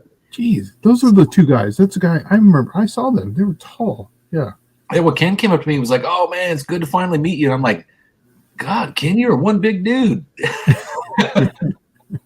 So I was like, I know where your channel got the name from now, but I didn't think he was going to be that big. Yeah, he says he was featured in the Hot Run. As far as I know, Ken is still not finished. I think he's just kind of run out of cash on that deal, isn't he? I'm sure it's a lot to cut a couple LS heads up and then weld them all back together. Yeah, I watch his channel, and he's fired it up a couple times, and he was having problems. I think he was running the stock ignition system or some sort of standalone box. I think it was a factory box, but he was having some issues with it. What's that? You sure it was him? He's got it running now? I think it was the one I was looking at. It that was under Tall Garage. I mean, I don't know. It was. Look, I there's so many channels I got subscribed to, or that I subscribed to during the No Name Nationals, that like I don't even get notifications for them anymore. I'm going to check real quick because I'm pretty sure, because I was really watching that 300, LS headed. I thought that thing was awesome. Yeah. Well, LC2 Kids saying thoughts on DLC coating on cam lobes and roller on the lifters. Wonder if it would promote slide. I had some DLC coated wrist pins that are actually in my race car, and what it is it's regular steel, but when you lose lubrication and heat goes up, that graphite, I think it's graphite or carbon impregnated steel. That stuff is actually released and it lubricates. I don't think it would do anything while it's on, while you're just using it, right? Unless you lose lubrication. I could see it making the camshaft last a lot longer, but you couldn't do it on a hydraulic situation. Oh, you know what? Maybe I was watching a guy named Piston Ranch. Maybe that's the guy who I was watching. It wasn't Tall Garage. I've been watching this guy on. It's a Ford 300 LS1 cylinder head, and it's got a turbo on it. So maybe that's the guy who I've been watching. Yeah, Ken's the one that pioneered that whole thing, and then this dude came along and pretty much just built it on top of what Ken was doing, I guess. He probably took the money and finished it up. I have no idea. Oh, okay, yeah. Ken was literally the first guy I'd seen of that was doing this. Oh, okay. Yeah, because there's a few of them. There's also a name Frisk Shopworks. He's kind of doing one too. But the one that I saw run was on Piston Ranch. So Okay, so Ron Ward's asking, Shane, what's your take on Rhodes lifters? They had a place back in the day. I think they still have a place for certain things. Certain things, the Stock thing car about where they're limited on the lift. yeah, here's the thing about Rhodes lifters is that I've seen these things tested quite a bit.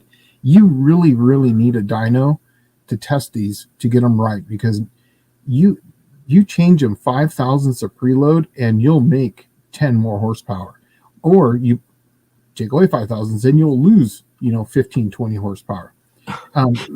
It really, they're that sensitive, but they work great for what they are. I mean, this way you can actually they're made to pull vacuum, so that way you can have this outstandingly massive camshaft, and then it dumbs it down. So essentially it makes it so that way it pulls 11 inches of vacuum. And that's actually what they were really designed for, is so that way you can have a huge cam, you can drive it on the street, still pull some sort of vacuum. Yeah. Yep. It helps you serve two masters. What's that? It helps you serve two masters. It takes one camshaft and makes it virtually two different cams. Yes, exactly. But the one thing that we did notice is that you had to have a dyno or some, get on the track, so that way you could really find out the sweet spot. And we noticed too that because I've tested these extensively, is that it's not going to be the same from cylinder to cylinder. They're all going to be slightly different. So you really it takes a lot of work to get them to go right. But when they were great.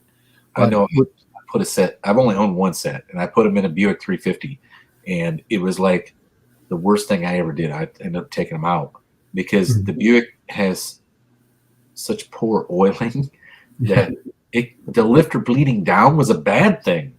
Yes. Because it would lose oil faster than I could replenish it, and it's all sitting in the main oil galley, and so all that oil is no longer being pumped down to the rods. It's now just being bled off at the lifter and going right down the bottom. Yeah, the two engines that seemed to work the best in were the Chevys and the Mopars, because they had really good oiling to the lifters, so it could bleed a lot off and it would still work just fine. So I've liked them, when they were running correctly. But yes, and they're extremely noisy too. Yeah, I found that's where 2050 oil makes up all the difference in the world. Absolutely. On those. But, all right. Well, let's catch up here. What do we got going on? Craig Chitto saying the other guy was getting his F1 sorted out. Best one to use is a 4.3 Chevy van from 02. I don't know what he's talking about. Maybe he's answering somebody's question. All right. So Mayhem Motorsports. Shane, what do you think about running a larger plenum area on the Slant? I was thinking it would help runner length issues. Actually, you know what? You must be watching my channel, because actually I'm doing this exact right now on my intake. A couple weeks ago, on my Offenhauser, I cut the center out, so that I took away the 4-hole on it, and then put an extra 1 inch. So not only did it have the 1/2 inch, but then also a 1 inch adapter plate to it.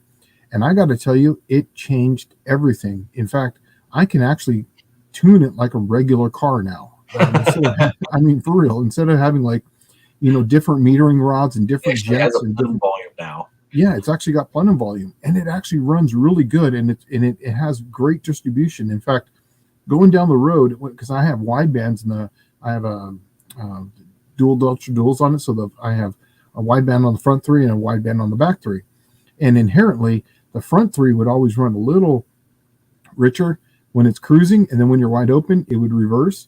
But now they're within, about a 1/2 point of each other, which is that's insane for a Slant 6. Normally it's either this or this. But yes, I believe you need to really open up the plenum volume on it, and it does help out quite a bit. The problem is for me, since mine is Slant Daily Garage, I have a brake booster. So to get one of those Australian style ones, I forget, Aussie Speed, they hit my master cylinder, so I can only run an Offenhauser or a Clifford, but the Offenhauser runs better on the street than the Clifford. That's just my opinion. But yes, absolutely. More plenum volume absolutely helps. Go to Slant Daily Garage and go check that out. I just did all this stuff, and I'm actually doing a side-by-side test right now, as soon as I can get to the drag strip where I'm going to run a 600 CFM metal block versus a 350 Holly. And then I'm going to a throttle body injection, and then I'm going to go to multi-port fuel injection. So, yeah. Just to see what is going to work the best, huh? Well, I still want that 30 miles per gallon. Remember, I've been trying to get that since 2017. And now that I made this adapter plate, I'm going to run the A500 transmission, so I'll have the same gear ratios as a 200 4R, but I'll actually have the Chrysler shifting that I like better. And then it has that 060. It has the same overdrive as the 200 4R. Oh, 067. Yeah, 067. Yeah, exactly. And then it's got a 277 first, 154 second. And I'm going to run a 355 gear in it. So that way I'll actually be better ahead than I am now when I'm in doing 80. Right now at 80, I'm at a 2650 RPM when I'm in lockup. And then I'll actually be at the magic number of 2300 at 80 miles an hour. Remember, that's where I want to be, right there at 22 to 2300. Yeah, it's probably best fuel economy and everything. Yeah, because that's peak torque. So you want to be right in that peak torque number. Well, mostly old parts and rust says, doesn't comp offer a cam coating? And you guys do Parkerization on them, right? Yeah, Parker, and we nitride them too. And then we also have like a hard coating one. I used to be, I can't remember what the name of it is. But we can nitride them also too. So yeah. And there's other things that we're working on that I can't talk about right now. Yeah, I'm sure there's a lot of that going on. Mm-hmm. All right, LC2 Kid says, I'd like to see EFI on a Slant 6 with EGTs and individual cylinder correction. That's exactly what he's going to do. Yeah, except for the individual EGTs, because I do not want to drill into my the way my manifolds come off, but it's going to have 2 wide bands on it. But yeah, it's going to be individually, it's going to be done. It's going to be just like that. So yeah. And then it's eventually going to be twin turbocharged. I got some turbos for Ecotech. Was that 3.7 Ecotech or something, or 2.7 or EcoBoost? EcoBoost, that's it. Yeah, EcoBoost, Ford. And so little tiny suckers, but I want full boost at 1500 RPM. So I want it to come in right away. And with the twins on it, I'm only looking. I want to make 300 horsepower out of it. So it makes about 200 now. So all I need is like 8 pounds of boost, maybe less. And I want to run 13s in it at drag week next year and still get 30 miles to the gallon. That'd be an awesome goal. That is a big, lofty goal. But if there's anybody I know that can do it, I think you're going to be able to pull it off. I'm trying. I got 24 miles per gallon last one, so that was pretty good. And I got 16 quarter miles, so that's pretty good. Yeah, well, Dave Norman saying the E49 RT Charger with the 265 was known as the buzzing half dozen. And, at almost every V6A and inline 6 in the States has been called that. But that Charger definitely has earned the name, because that's that Charger from down under. That thing is freaking mean sound. Gosh. If you go to that touring car, they actually highlight some of these cars that run in that touring car masters. And there is a Charger 6, with that Hemi 6 in it. And he turns that thing to 8,500. Is it orange? Yes, that's the one. Okay, it's probably the same one that I saw. Mm-hmm. That's the guy. Man, that thing was just so surprising. I went around to the pit area just to see that thing. Like, I was like, what is in that? And the guys were like, oh, probably a Hemi. I said, a Hemi?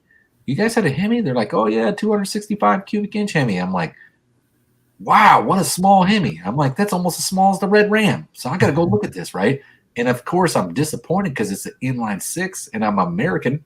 And I'm like, what in the hell? It sounded so freaking awesome. I'd never heard anything like it before. Yeah. Danny Boyd, no, the 265 was not a slant. It's actually a vertical inline 6. Hey, go back up 2 real quick. Mopar Man, let's see, Mopar Man 1978, Shane Slant 6 Daily Garage, with adding a couple of those factory half-inch thick fiber-based gaskets. under your car's a stock 1 or 2 barrel slant 6? No, I've actually tried that, and it creates leaks. So yeah, don't do that. But just run the single on that, and you're not really going to gain much on the stock one. On the 2 barrel, I have the Super 6 carburetor, and I did all the little tricks on that, but I would just go straight to a Holley 350. It was light years better to tune. How those 2 barrels from the factory, they have the little metering rods and this little twist plate that's got a spring on it. It's a pain in the butt, and they don't really make many jets for them, so you have to keep drilling them out, and then you go a little too far, so then you got to get new jets and then keep drilling them out. And it took me about 6 months to get that thing finally tuned in. When I put the Holley on it, I had it tuned that weekend. So I've tried every single carburetor on the Slant 6, and so far, I think to date, the Holley 600, Edelbrock 600 is the best one on it so far. It's by far the best. Well, I'm shooting for 11 miles a gallon towing the travel trailer to PRI. Oh, yeah, that's the Suburban. If I can get over the 10 mile a gallon, because that's where every tow rig seems to fail. That's their number is 10 miles to the gallon. Yeah, generally right around there, right? Unless you got a diesel and you slow it down, and they can get. Oh, I don't know. I always got 11 with mine, but some people say they get 15 with them.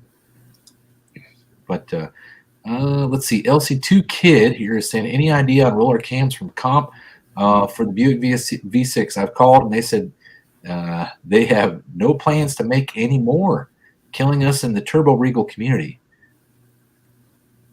Yeah, there's been a lot of things that are just, I can tell you right now that I do know that a lot of those things went away. I don't know, man. I don't know, because there's not a big demand for them. If they said that they're going to stop making them, then they're probably going to stop making them. Unfortunately, I don't know that. I'm in the engineering department, so I don't make those kind of calls. So I couldn't tell you. What, sales isn't your bag? No. That's one thing that I have noticed. You guys need to prepare for. Okay. And a lot of this was not talked about, and I'll go out there and talk about it because I got nobody to piss off. 2008's where all this stuff started going sideways, right? When the economy took a big dump and everybody was freaking unemployed, and it just seems like it's never come back since. Caught up by, I don't know what you would call it, conglomerates. I don't know what financing groups. These big names that have been around for a long time. Investment groups, yeah, just invest, yeah. The investment groups were coming in and buying these things up because when you buy, when everybody has no money, because then everything's worth less. Cheap. Yeah, it's cheap. So you buy, and then when the market's good, you sell, right?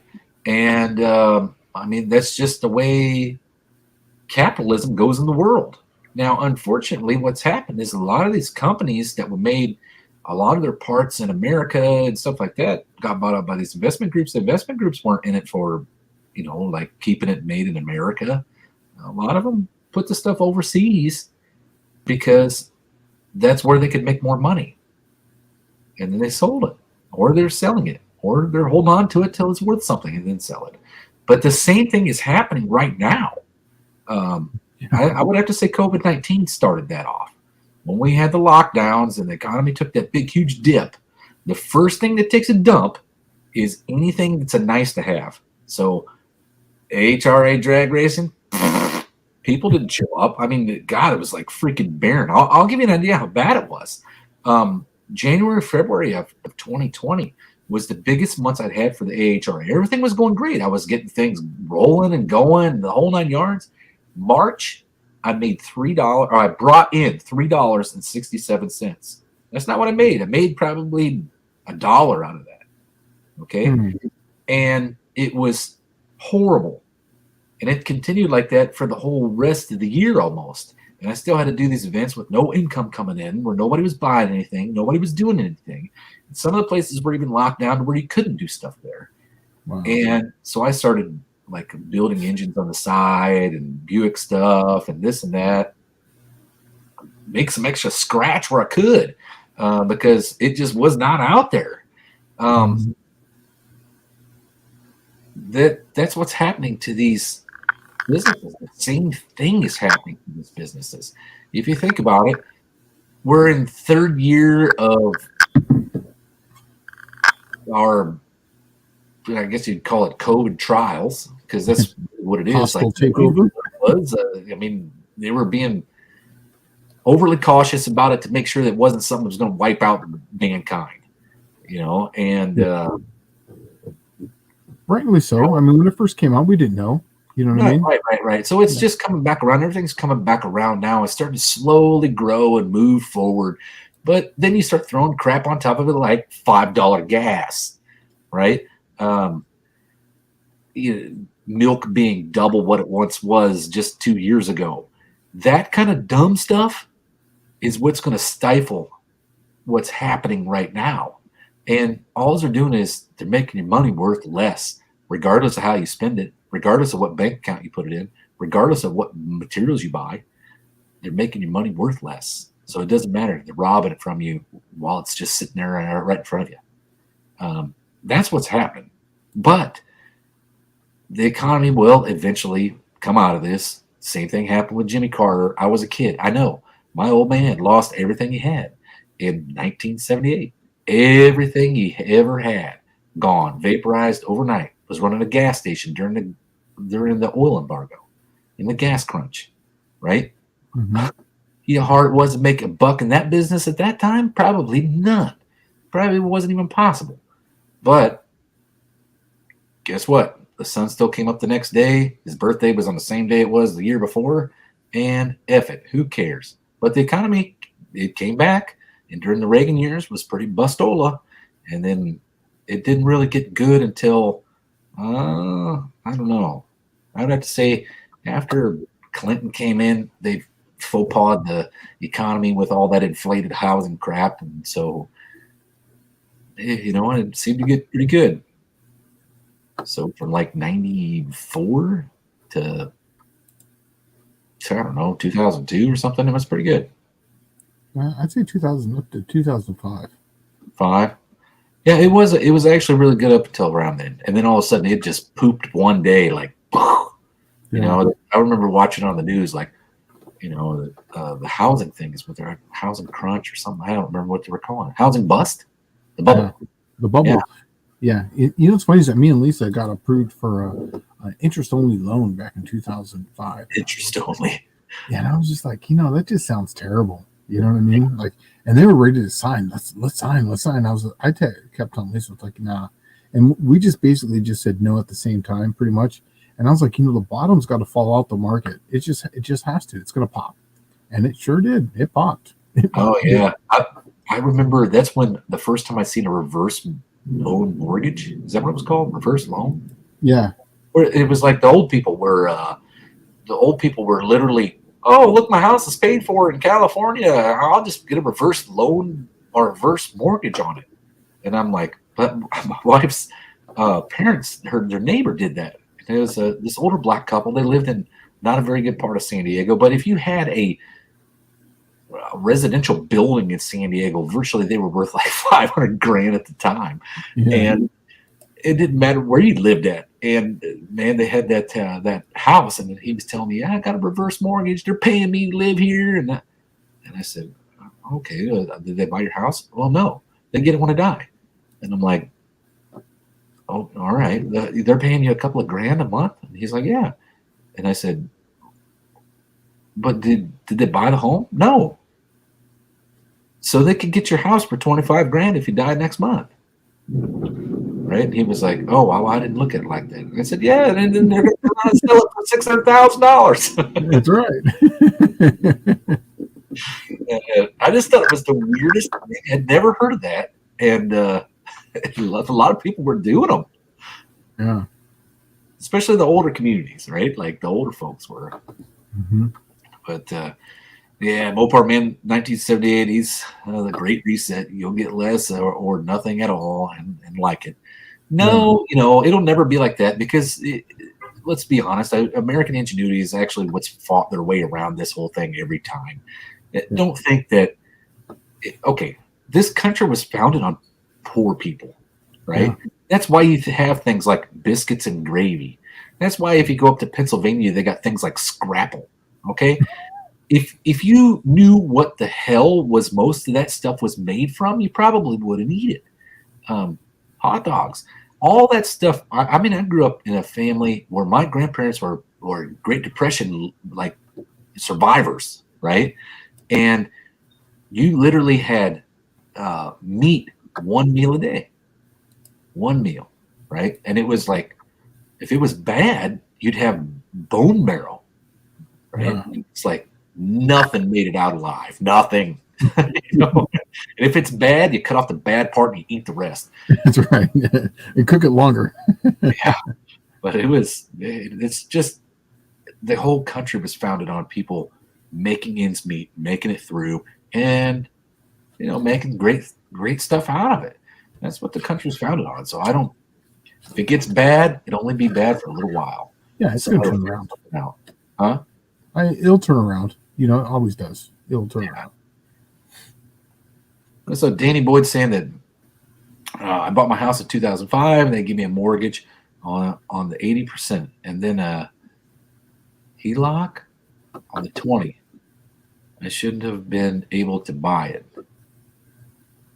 I don't know what the mortgage on the 80% of the home. Let's say it's worth $100,000, so 80% is what he paid, and then 20% was on something else. I don't know what a HELOC is.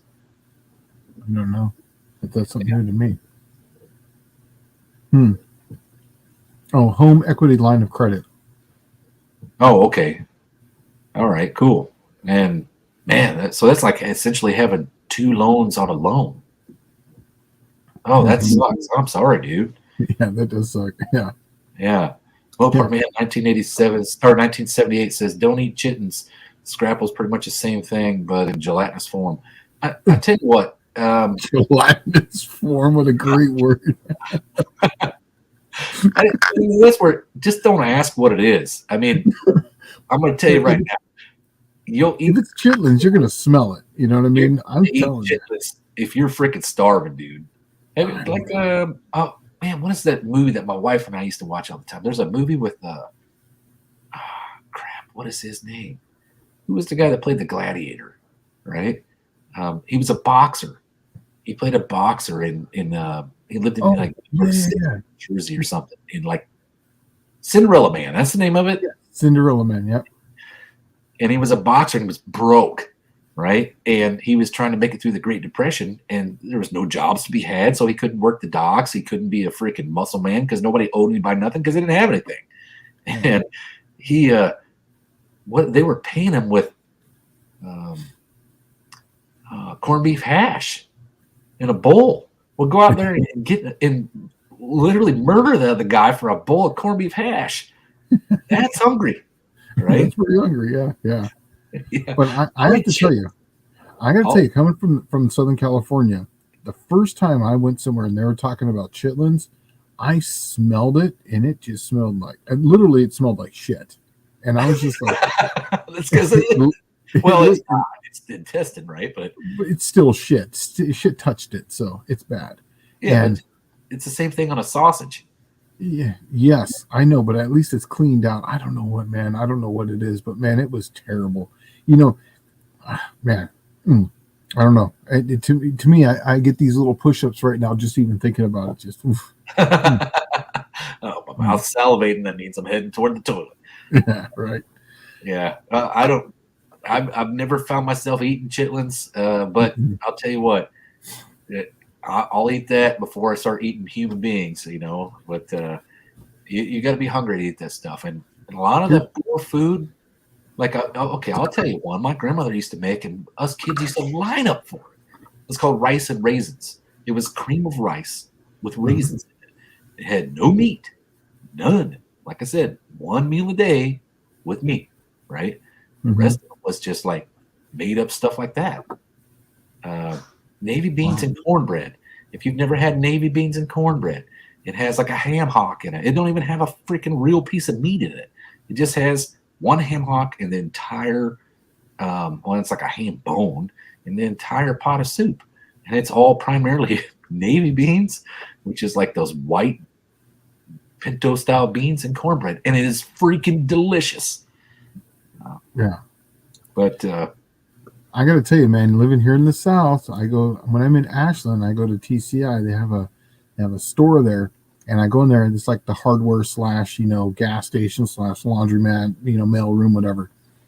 They have these jars on the counter, and they're like pig's feet or yeah, or an egg. You know what I mean? And it's in this egg, yeah. Oh yeah, right there, pickled pig's feet. I've never seen that in my life. I was like, are you kidding me? And then I'm telling you, I've been here 2 years now, and I swear to you, the same jar has been sitting on that counter, and less is it. Doesn't go bad, dude. It does not go bad. It was bad when it was put in there. No, it doesn't go bad. Yeah, but like, I don't know. Have you eaten one? I've never grown up eating pickled pig's feet or pickled eggs. Okay. 2:00 in the morning after beer drinking, did you ever stop by and get a pickled pig's feet? No, man. But I'll tell you what I did do. We were in Korea one time. Oh, more than one time. And I did it every time we were there. We would drink this stuff called Oscar, which is like this champagne, I guess you want to call it. And it used to just freaking hit you like a ball bat, right? You'd be walking around drinking one of these things. Oh, man, I'm on my third Oscar. I'm doing pretty good today. And all of a sudden, slam, like pow. Hey, your legs no longer work, right? And it's like, oh. Well, and you'd get drunk really fast. So you're like, oh, I'm going to lay off the Oscar. And there was two things primarily in Korea that you could buy that were like, every time you would die for it every time you went. One was a sandwich called a ham o egg o cheeso. It was ham, egg, and cheese on a piece of bread, and they would toast it on the side of the street, and you could buy them. They were like $1, right? They weren't, and it was probably I've never had one anywhere else like that, and they're freaking awesome. But they'd have like mayonnaise and ketchup on them, right? And you're like, oh, weird. It's good. The other one was there used to be a lady that would walk around, and I don't know what the hell she would say. It'd be like, but it was meat hanging off this wagon, and then like a frying vat, and you just walk up there and you'd point at the meat. That's how I did it. I'd point right at the meat. I'd be like, I want that slab right there, and cook it in that fat, right? And they would cook it, they'd deep fry it right there. That's and awesome. I have no idea what it was. I don't even care. I never even asked. And then the whole thing got to be like a joke of the ship where it was like, hey, let's see if we can eat all the meats on the truck, right? Or on the wagon. Like you don't eat the whole, like all the food off of there, but you just try each one. The variety. Right? Yeah. Right. Point to each one of them. Yeah. Which one do you like the most? And then when you find out which one you like the most, you ask them what it is. Because I swear some of it's like ox, some of it's duck, some of it's, chicken, ostrich, whatever. Yeah. And you didn't care. I just thought it was freaking good. And we used to do that every time we pull in a port, try to eat all the meat off of that freaking meat wagon is what we call it. But that's funny. That's a good one. That's a good one. But John says, I think those disgusting foods are made just to scare Yankees away. We don't really eat that stuff. But you want to know what? I'm from California. I'm not really a Yankee either. I'm not really anything. I'm just California. I'm just California, I guess. I don't know. What would you call it? I don't know what you would call it. Are you a Pelosian? I don't think so. Definitely not that. Danny Boyd said, Yankee cornbread. Cornbread is good. Cornbread or navy beans and cornbread is awesome. Yeah. Buff Del Campo says, what's wrong with eating rabbit? Nothing. Not a dang thing. You just don't know what it is, though. At the time. Dakota said, I'm probably eating dogs and kangaroo. I don't care. I don't care, man. I'll tell you right now. If you had ever went to Tijuana.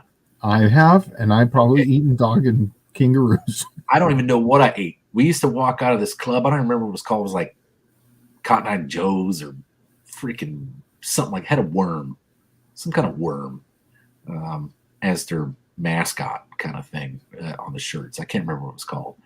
We just come out of that place, and that was our finishing place for the night if we went down on a Friday or Saturday. And right outside that place, on our way back to Shit River is what we called it, was a dude that sold hot dogs. And the hot dogs were wrapped in bacon and fried, right? Oh, good. And it was the best damn hot dog I ever had in my life. It was probably made out of human being fingers wrapped in bacon. I don't care. It was freaking delicious, man. I've eaten from that same guy because it's right there on the end of the street. Because it's Revolution, and then you make that right and you go down towards Shit River. Yes.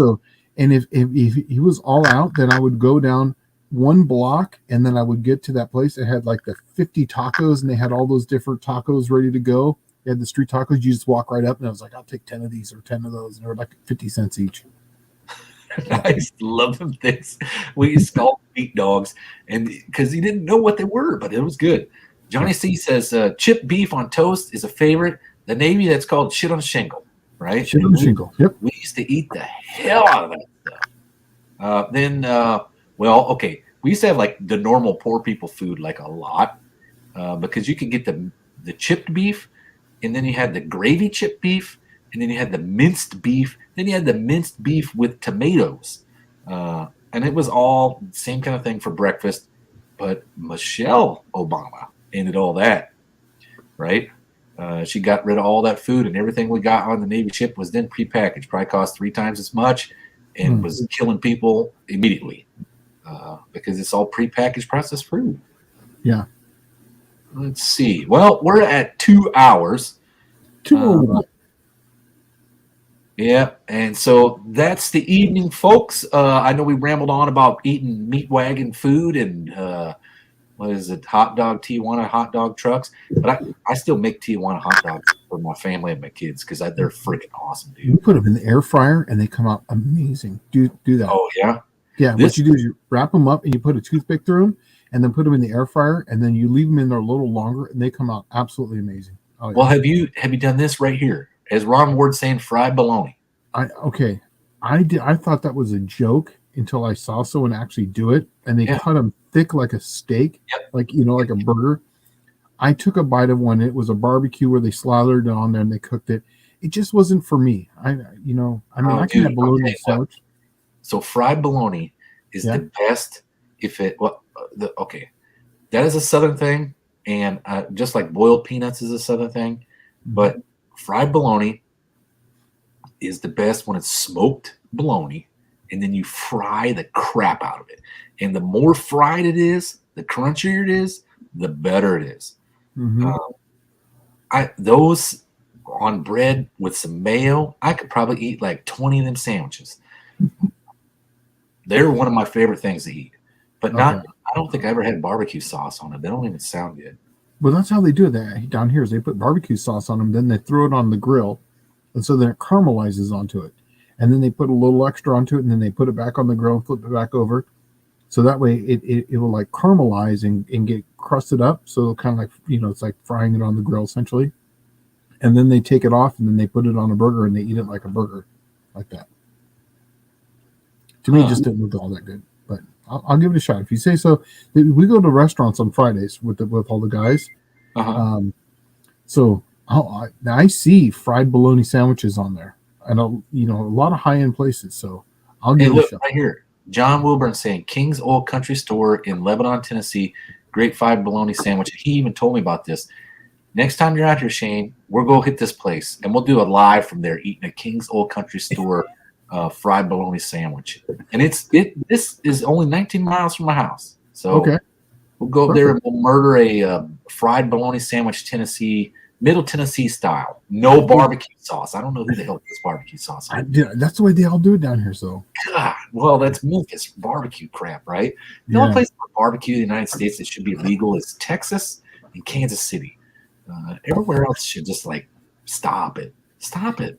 You know what's funny? I'm glad you said that. I'm going to do a last little thing I'm talking about on the food. Me and the wife were talking about that. After 2 years, we're kind of barbecued out. We didn't really grow up eating barbecue. It was Mexican food, really. So it's just like we're just over it. Like if we're going to go out to eat, we want to go to a nice Mexican restaurant and have some chips and salsa, and then have something that's good. But just, hey, we're going to go have barbecue. It's like, yeah, we're going to stay home. See, the thing for me, like in Tennessee, that I'm on the hunt for continuously, Mexican food. Because Southern California is so good to get, like, you can walk out the door, trip over a plate of Mexican food, right? Yes. Here, so few and far between that I'll try every single one of them, and I'll hate 95% of them. And then I'll go, oh, this place is badass. And that's the place I go. All right. And so that's what I do from, Mexican food. Most of them suck. They're not good like Southern California. Here's actually a post. We're going to go back to this. But here, this is a buddy of mine. And he sent me a picture of a burrito. And this is his name's Dan, and he's in Ramona right now, and he's at a Mi Ranchero taco shop. You know right where that's at, right there off the main drag, right there by the. It's right. Well, when we were coming back from Verona, you go right past it. Exactly. There you go. Yep, that's right. So yeah, he sent me that, and I was just like, man, I missed that for sure, because bastards. They know I'm stressing over here trying to find a good spot. Ron Ward says, mostly old parts. He says, I'm a Kansas City guy. Barbecue is king here. Texas barbecue sucks, pure and simple. Memphis is the only style that even remotely compares to Kansas City style. I just never found Memphis good. Memphis pulled pork sandwiches with the coleslaw on them is awesome. That is freaking awesome. There's no doubt in my mind why Elvis was fat. Okay. Right. It's good. It's good. And if you ever go to Graceland, there is literally a barbecue place across the street from the gate of Graceland. And that was Elvis's hangout. And I used to go there every time I went to Memphis. I stopped at that place right there. Let's see. All right, man. Well, I got to get jamming. Yeah, we got to get out of here. So we'll see you all next week. I'm sorry we took it a little bit long talking about food, and now my mouth is watering. So, because I had, I don't know, what did I have? Beef-a-roni for dinner. So, so next week, are we gonna go on Thursday live on AHRA? Are we gonna go somewhere else? I have no idea. I think that's something I need to hash out with John. Then I guess it might be on John's channel actually. Okay, so, John, step in here and tell us, what are we doing before we go, because I want to tell everyone to stop in. Well, maybe he's not, but anyways, yeah. So we're never going to be here next Wednesday, because we're going to be in PRI. I'm excited. Yep, we will be at PRI. So I will see you guys next week. Thanks for stopping by. Don't forget to like and subscribe the video or the channel. And I'll probably start doing this intro. Let's see here. Oh man, do this intro. Nah, we're out here. So I'll see you guys next week. You guys take it easy. See ya.